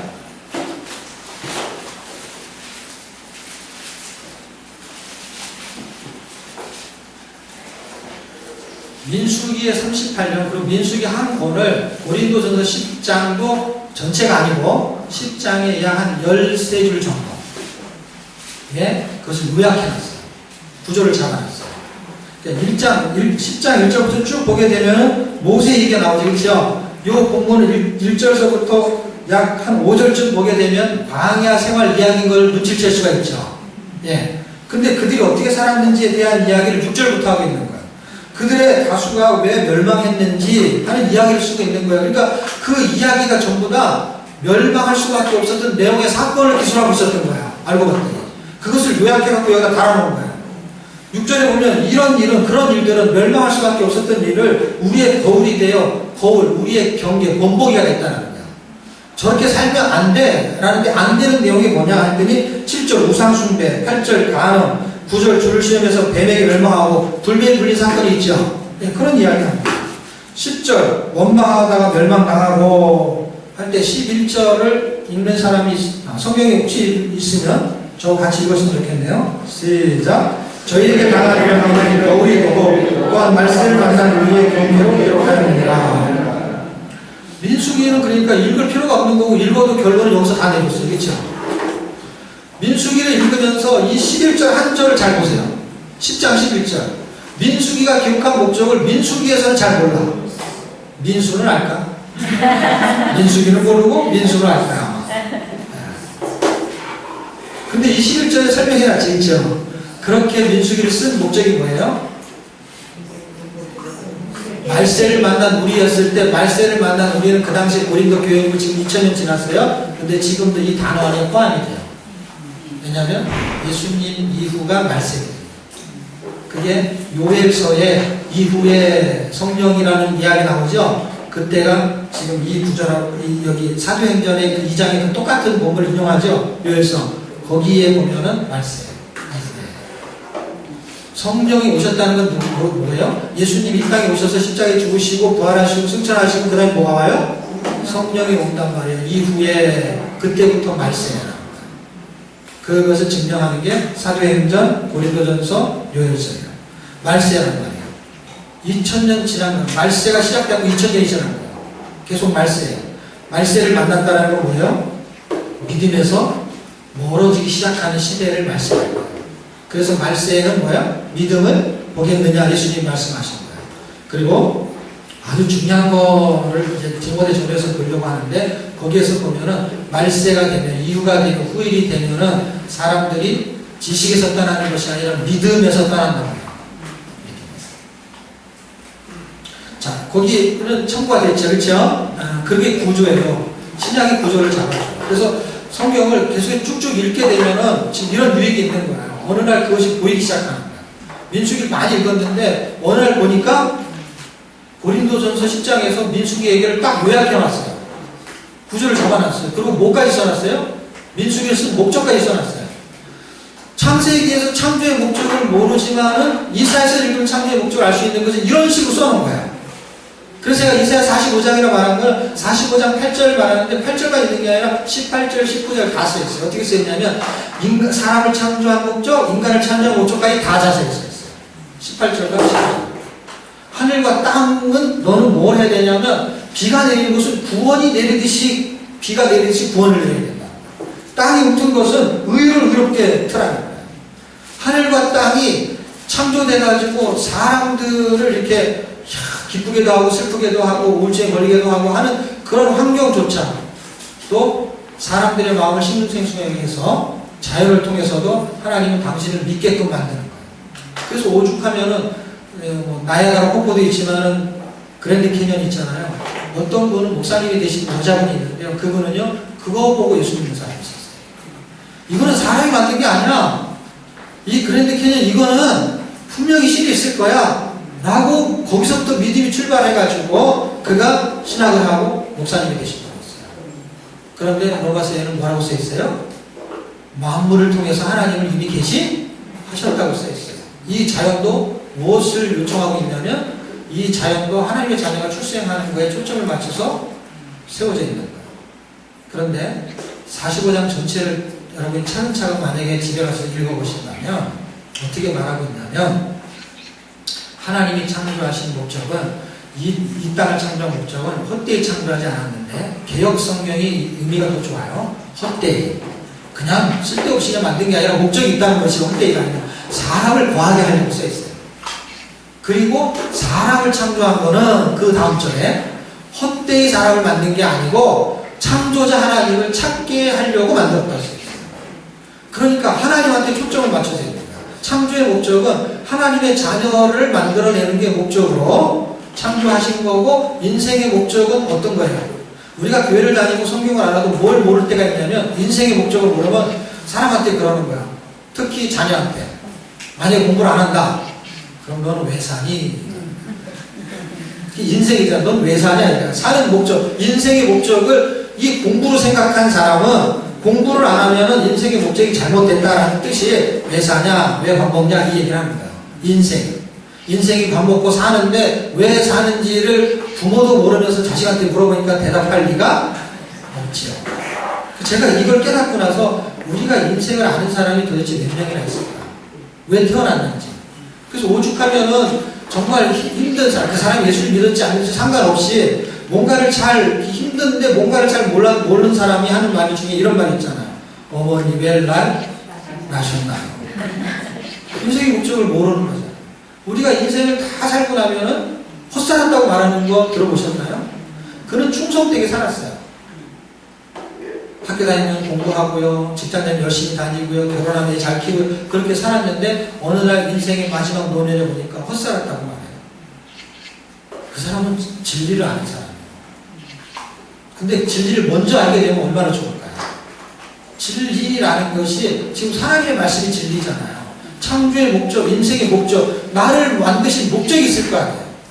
하나님의 영광을 위해서 만들었다고 성경에 기록해 놓거든요. 신약도 그렇게 말하고 아까 이사야도 그렇게 말합니다. 이사야 4, 3, 2 외우는 방법이 있어요. 4, 3, 2 순서대로. 이사야도 4잖아요. 4부터 시작한다는 거야. 이사야 할 때 4 하잖아요. 약자 그렇죠? 4 하니까 한글로 4부터 하라 이 말이야. 4 3, 2, 1 43장 20절 창조의 목적을 써놨어요. 거기만 써있는 게 아니에요. 신약 성경에도 써있어요. 하나님이 사람을 만든 목적은 하나님의 영광을 위해서입니다. 하나님의 영광을 돌리기 위해서는 어떻게 해야 돼요? 하나님의 자녀가 되는 것이죠. 하나님을 경외하는 것이죠. 그리고 하나님을 경외하는 것, 하나님을 사랑하는 것, 하나님의 계명을 순종하는 것, 이게 다 같은 뜻인 걸 아세요? 영어로 설명하면 다 틀려요. obedience, 그 다음에 뭐 fear처럼 이렇게 막 두렵게 하는 거, 그런 거잖아요. 그 다음에 사랑은 loving, 그런 건데 단어로 해석하면 성경이 틀려버려요. 그러니까 사전적인 의미하고는 성경이 말하는 내용적인 의미적인 구조는 전혀 다를 수가 있어요. 전혀 다른 거예요. 그런데 성경이 말하는 내용을 잘 살펴보면은 문장의 구조를 보면 문장의 구조 속에 그래서 성경을 읽어야 돼요. 공부하는 거하고 전혀 다르거든요. 공부하게 되면은 순종하는 거, 그 다음에 사랑하는 거, 그 다음에 경외하는 거, 이게 다 다른 용어라는 거 아시죠? 다 틀리죠, 그렇죠? 세 가지가. 근데 이게 같다는 거를 설명하려면은 사전적인 설명으로는 같다는 설명을 해낼 수가 없어요. 근데 성경의 문장이 이걸 같다고 설명하면 이게 똑같은 거예요. 성경은 이걸 똑같이 설명해요. 하나님이 이삭의 번제 사건이 22장에 나와요. 창세기 22장에 보면은 번제로 드리라고 했을 때 아브라함이 칼을 들고 이삭을 내리치려고 하는 장면이 나오죠. 그때 하나님이 말씀하시는 이야기가 12절에 나와요. 하나님이 뭐라 그러냐면 아브라함한테 됐다는 거예요. 네가 나를 경외하는 줄 안다고 했어요. 근데 그가 뭘 했는데 경외라는 단어를 썼을까요? 하나님 말씀이 뭘 했는데? 순종한 걸 경외로 본 거야. 내가 순종하는 걸 하나님 뭐를 보고 계시는 거예요? 네가 나를 경외하는 거야. 이걸 본 거야. 그럼 순종과 경외는 같다는 뜻이 틀리다는 거야. 같다는 뜻이에요. 성경은 그렇게 지금 해석하고 있어요. 그리고 그걸 더 확실히 증명하는 건 신명기로 가면 더 정확해요. 신명기에서는 이 세상 4장 10절에 보면은 이 세상에 사는 동안에 사람들 다 모아라. 이 세상 동안에 하나님 경외하는 걸 내가 가르치겠다는 거야. 누가? 하나님이. 모세한테 사람들 다 모으라는 거예요. 세상 사는 동안에. 그러니까 태어나서 인생의 목적이 뭘 하는 거예요? 하나님 경외하는 걸 인생의 목적으로 하나님이 이미 설정을 해놔버렸어요. 그거를 못하면 어떻게 되는 거예요? 헛살게 돼버려요. 잘 살았는데 헛살은 거예요. 우리 기준에서. 그러니까 인생의 목적은 하나님을 경외하는 건데 하나님을 경외하는 것을 내가 가르치겠다라고 말해놓고 6장에 가면은 하나님을 경외하는 것만 들어있는 게 아니라 하나님이 말씀하신 것을 부모가 마음에 새기고 그 말씀을 주야로 그 다음에 길 갈 때나 잠잘 때나 일어날 때나 앉을 때나 언제든지 하나님 사랑하는 것을 가르치라고 했어요. 쉐마 이스라엘 그 뜻이잖아요. 그랬을 때 하나님 사랑하는 거에 뭐가 들어있냐면 경외하는 거 항상 빠지지 않아요. 10장에 가도 동의해요. 30장에 가도 동의해요. 신명기. 거기에 가면은 어떻게 써있냐면 하나님을 경외하는 거, 하나님을 사랑하는 것이 하나님의 요구라는 거예요. 내가 그렇게 요구하는 것을 하면서 10장 후반부를 계속해서 읽으면요 너의 행복을 위해서 요구하는 거야 이렇게 써있어요. 하나님이 사람을 만들고 인생의 목적대로 살아야 뭐가 생긴다는 거예요? 행복하다. 그 목적에서 빗나가기 때문에 돈이 있으면 행복할까 생각하는데 돈으로 행복해지지 않죠. 건강하면 행복할까 하는데 건강하다고 행복해지지 않죠. 그냥 그걸 추구하는 것이죠. 행복의 기준은 사람이 세워놓은 기준에 있는 게 아니라 하나님이 설정해 놓은 기준에 있는 거예요. 그래서 하나님이 설정해 놓은 기준은 세상이 설정해 놓은 기준이에요. 이렇게 하면 행복할 것이다. 그런데 성경은 분명하게 행복의 기준을 설정해 놓으셨어요. 근데 그것이 인생의 목적이라고 말했어요. 그러니까 인생의 목적은 하나님을 경외하고 사랑하는 거예요. 그런데 하나님을 경외하고 사랑하는 것이 어떤 것이냐? 순종하는 것을 좀 더 의미를 부각해서 신약에 설명해 볼게요. 신약에 가면은 요한복음 한 14장쯤에 보면은 내 계명을 가지고 지키는 자야 나를 사랑하는 자니 이렇게 써 있어요. 계명을 지키는 거는 순종이에요, 사랑이에요? 순종이죠. 이 순종은 구약성경에서 뭐라고 말했어요? 경자로 시작하는데 경외라고 했어요. 하나님을 경외하는 자는 계명을 순종해요, 그렇죠? 그런데 여기서는 한 단어가 더 붙었어요. 순종하는 자, 그러니까 계명을 지키는 자는 나를 뭐 하는 자요? 사랑하는 자다. 그러니까 계명을 순종하는 자, 그러니까 순종은 사랑이라는 거하고 같다는 게 틀리다는 거예요. 같다. 하나님을 사랑한다는 것은 하나님의 말씀에 순종하는 게 돼요. 그럼 이 세 단어가 사전적인 의미는 다 다르죠, 그렇죠? 근데 지금 제가 성경에 있는 문자를 그대로 설명한 거죠. 제가 생각한 거 설명한 게 아니고 주님이 말씀하신 걸 그대로 설명했을 때 이 세 단어는 다 똑같은 단어가 맞아요, 틀려요? 맞아요. 그러니까 10계명이 계명이에요, 그렇죠? 그런데 그 계명을 다른 걸로 환산하면은 사랑이라는 단어로 떨어지죠. 그러니까 얼마나 정확히, 이건 우리 여러분 다 아시나, 그렇죠? 계명을 다른 말로 뭐가 돼요? 다른 말로 하면 사랑이잖아요. 계명은 보세요. 다 틀리잖아요. 10가지가 다 틀리잖아요. 다 틀린데 이 10가지 계명을 다른 말로 하게 되면은 하나님을 사랑하고 이웃을 사랑하는 걸로 계명이 정리가 돼요. 그러니까 하나님을 사랑한다는 건 계명을 지키는 거고, 계명을 지키는 것은 하나님을 경외하는 것이고, 이것이 뭐예요?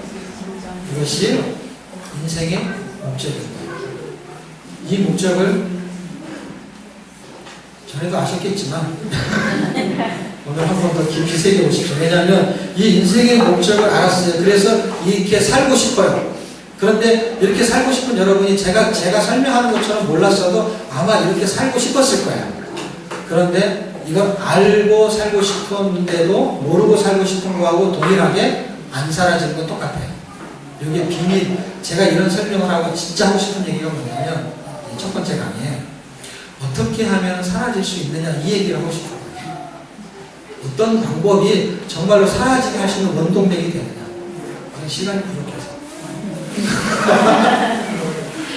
안 할까 해야죠.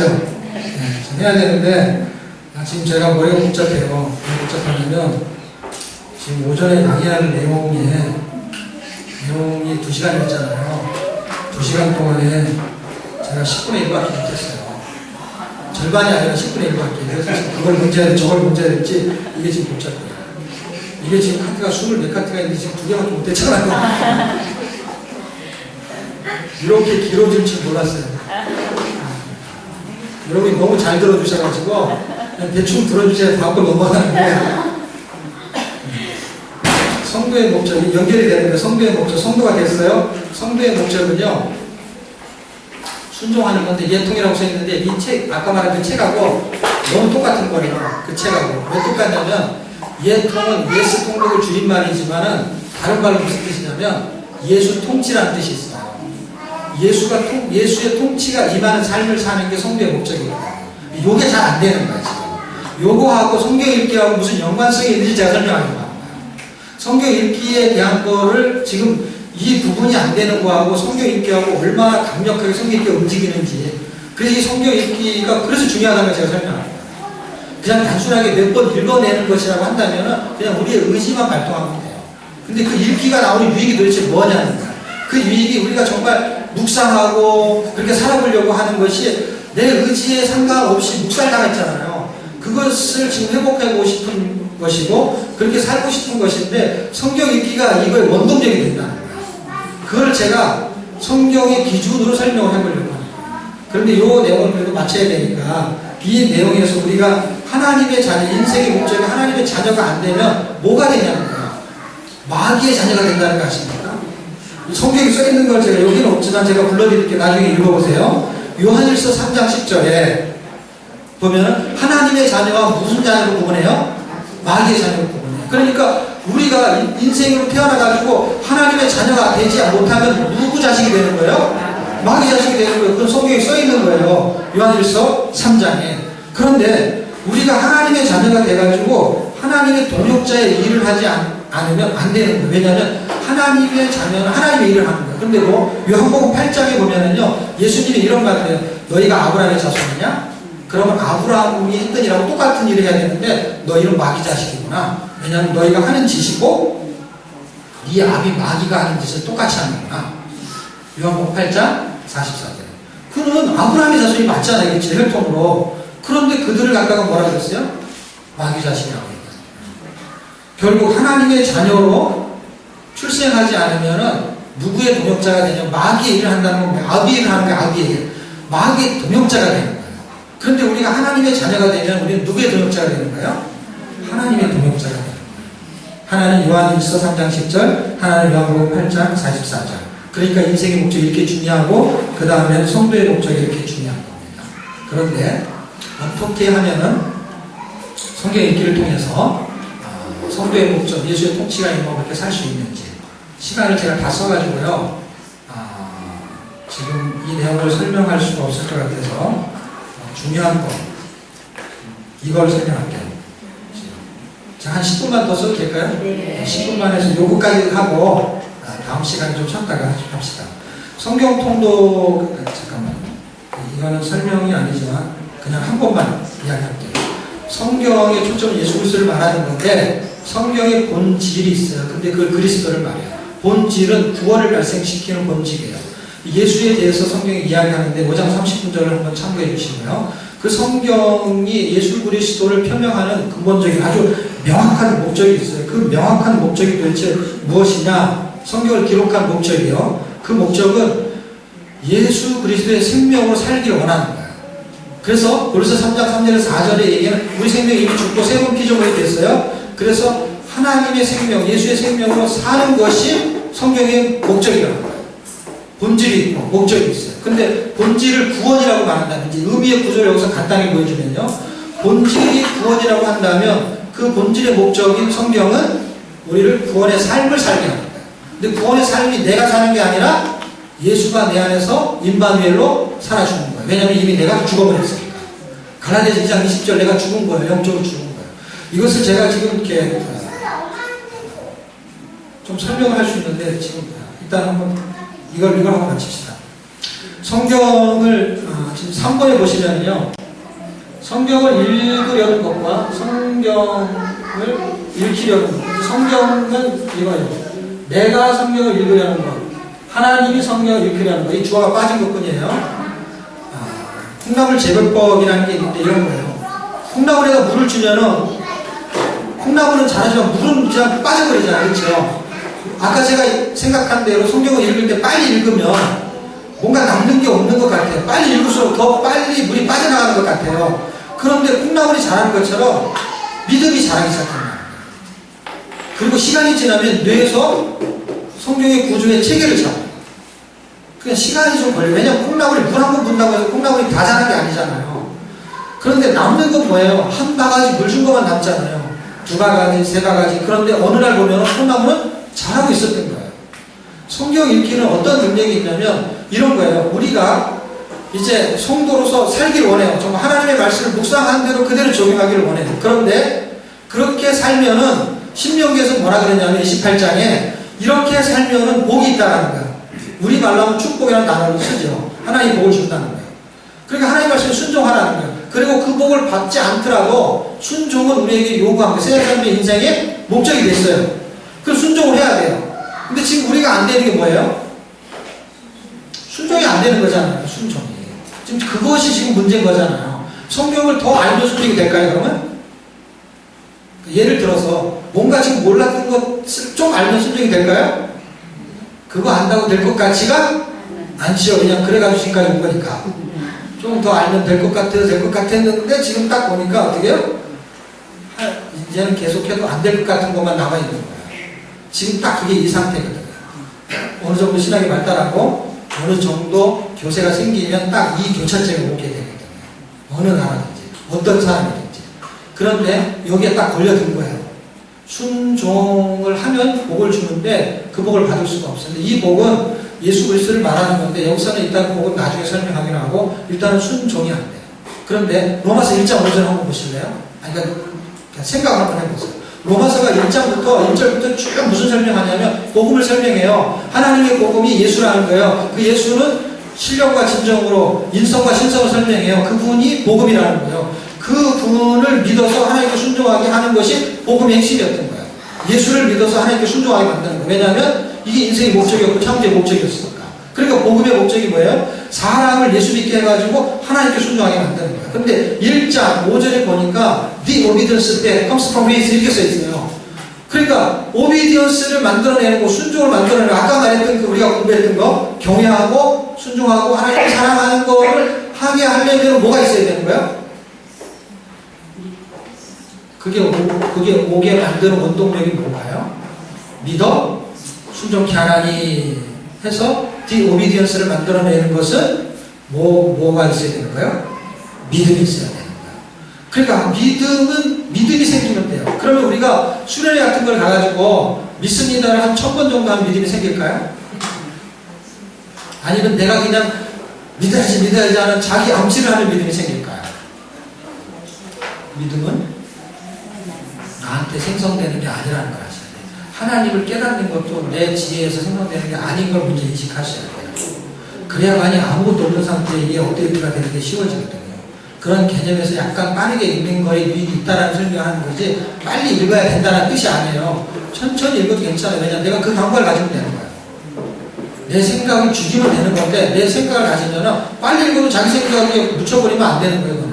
근데 그게 그래도 약간 프로그램화 시킬 수 있다는 걸 말하는 것이지 그렇게 해야만 된다는 뜻은 아니어졌대요. 왜냐하면 원리를 설명하다 보니까 원리는 내 생각에 갇혀있으면 절대로 다른 생각이 못 들어온다는 거예요. 사람의 생각도 그런데 하나님의 생각이 어떻게 들어와요? 이해가 안 되는데 원래 무역지보다 또 무역지 같은 게 성경이잖아요. 사람이 이 성경을 믿을 수가 없는 거예요. 왜 무역지는 밤새워서 읽는데 성경은 밤새서 읽을 수가 없죠?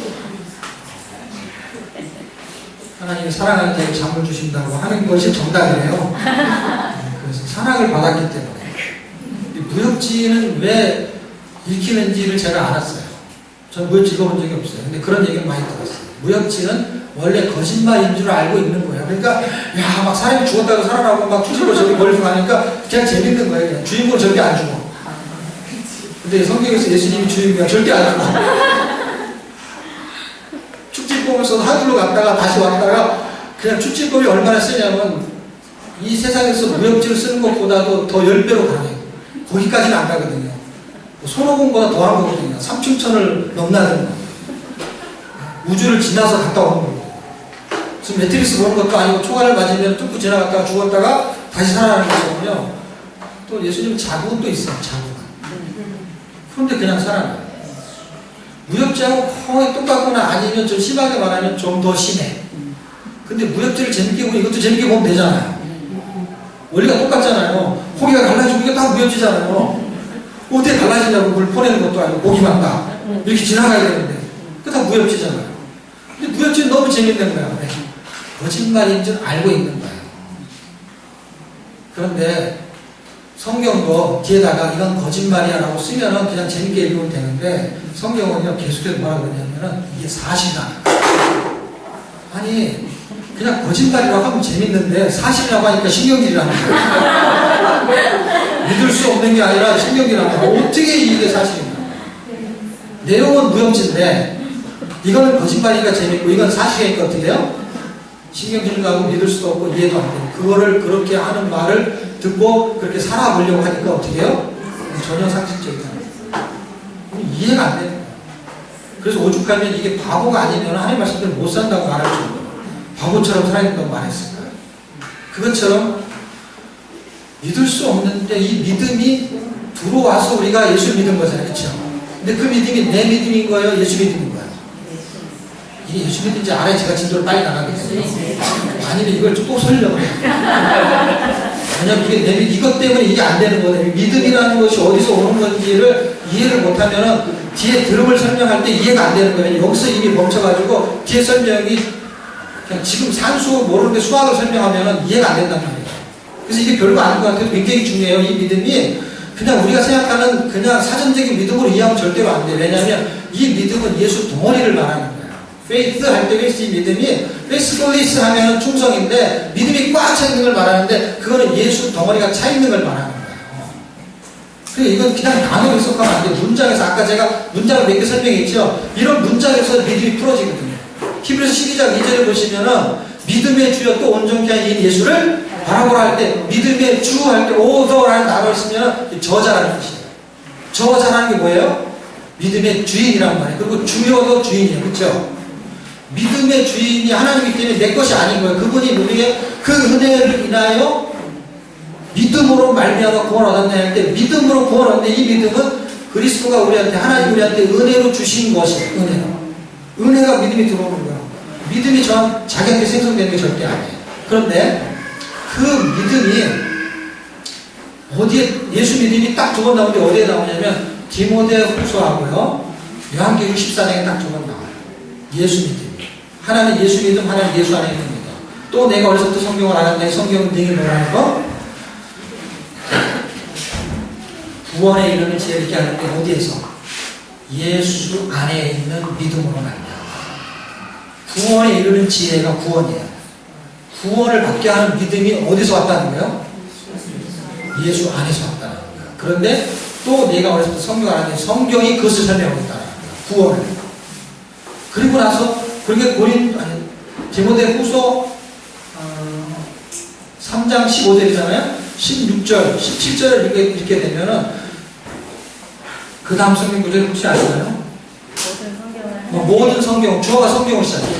앞에도 성경이 주어고 뒤에도 성경이 주어요. 그런데 보세요. 첫 번째 주어가 진행되는 그 성경은 구원이 발생하는 건데 믿음으로. 그 다음에 성경이 하는 일이 뭐냐면 구원의 삶. 이게 지금 의미의 구조거든요. 구원의 삶을 살게 하는데 모든 성경은 교훈과 책망과 바르게 함과 의로 교육하기에 유익하니 하면서 17절에 이는 이렇게 써 있어요. 왜 성경이 그런 일을 하냐는 거예요. 왜 성경이 예수 믿음을 주냐는 거예요. 구원을 발생시키고 구원을 발생시킨 사람에게 왜 교훈과 책망과 바르게 함을 계속 말하냐는 거예요. 이는 하나님의 사람으로 온전하게 하고 온전하게 하는 게 믿음을 가지고 순종하는 걸 말하는 거예요. 잘못되지 그걸 교정하고.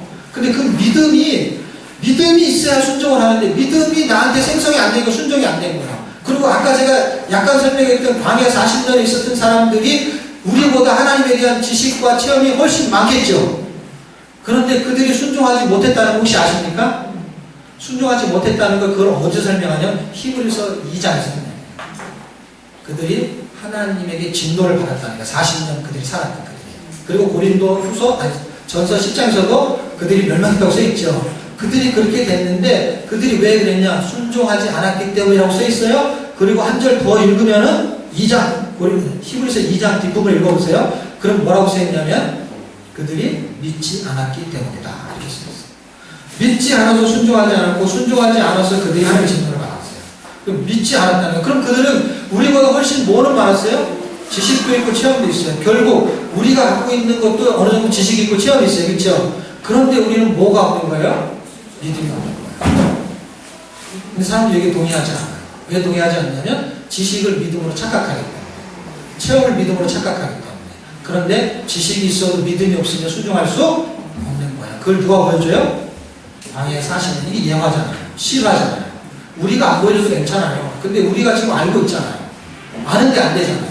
그들도 아는데 안 됐거든요. 그런데 성경이 그거를 정확하게 찍어주고 있거든요. 히브리서 2장에 어떻게? 그들이 믿지 않았기 때문이다 이렇게 써 있어요. 그럼 믿음이 생겨야 되는데 그 믿음이 왜 안 생길까요? 그럼 어떻게 하면 생길까요? 요것만 얘기하고 마칠게요. 그것은 로마서 10장 17절. 우리가 잘 아는 거 혹시 암송하십니까? 믿음은 들음에서 나고 들음은 그리스도의 말씀이다. 그리스도의 말씀으로 믿음이 생기는 거예요. 그런데 여기에서도 오류가 있어요.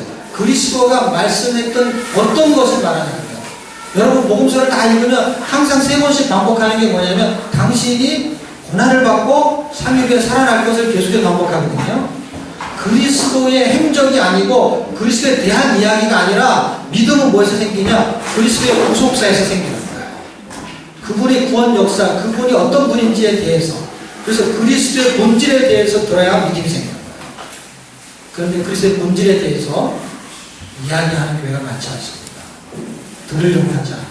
좀 귀에 할례가 필요한데 그거는 다음에 얘기하기로 하고, 어쨌든 성경 읽는 목적은 순종, 구원의 삶을 사는 게 목적이에요. 성경 읽는 초점은 한 번 읽고 두 번 읽는 거는 그냥 횟수에 내가 그리는 목적이고, 그거 괜찮아요. 좋은 거예요. 왜냐면 그 목적이 없으면 읽을 수가 없잖아요. 그런데 진짜 목적은 어디 있는 거예요? 내가 죽고 예수 안에 살아주시는 그 목적으로 성경을 읽어야 돼요. 왜냐하면 성경 읽으려는 목적이 그거였으니까. 순종하고 경외하고 사랑하게 만들려는 게 성경을 쓰신 목적이고 그걸 가르치는 목적이었으니까. 그 목적에 부합돼야 돼요. 다시 말하면 내가 성경을 읽으려는 것과 하나님이 나를 성경 읽히는 것과 같아져야 된다는 거예요. 그런데 프로그램 속에서 프로그램이 돌아가야만 읽을 수 있으니까 프로그램은 좋은 거예요. 그런데 프로그램만 하게 되고 본질을 놓치게 되면은 그냥 횟수만 남는 거예요.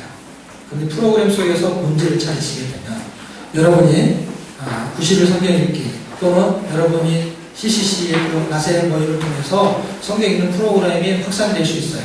그걸 통해서 이 본질을 놓치지 않는다면 나세를 통해서 하나님이 큰 일을 하실 줄을 기대하고 소망합니다. 네. 제가 잠깐 기도하고 오전 강의를 마쳐야 되겠네요.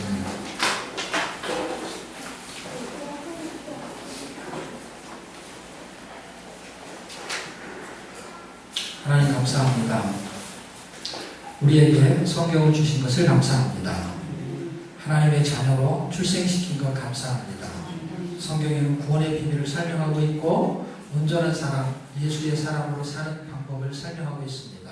그 성경이 왜 성경을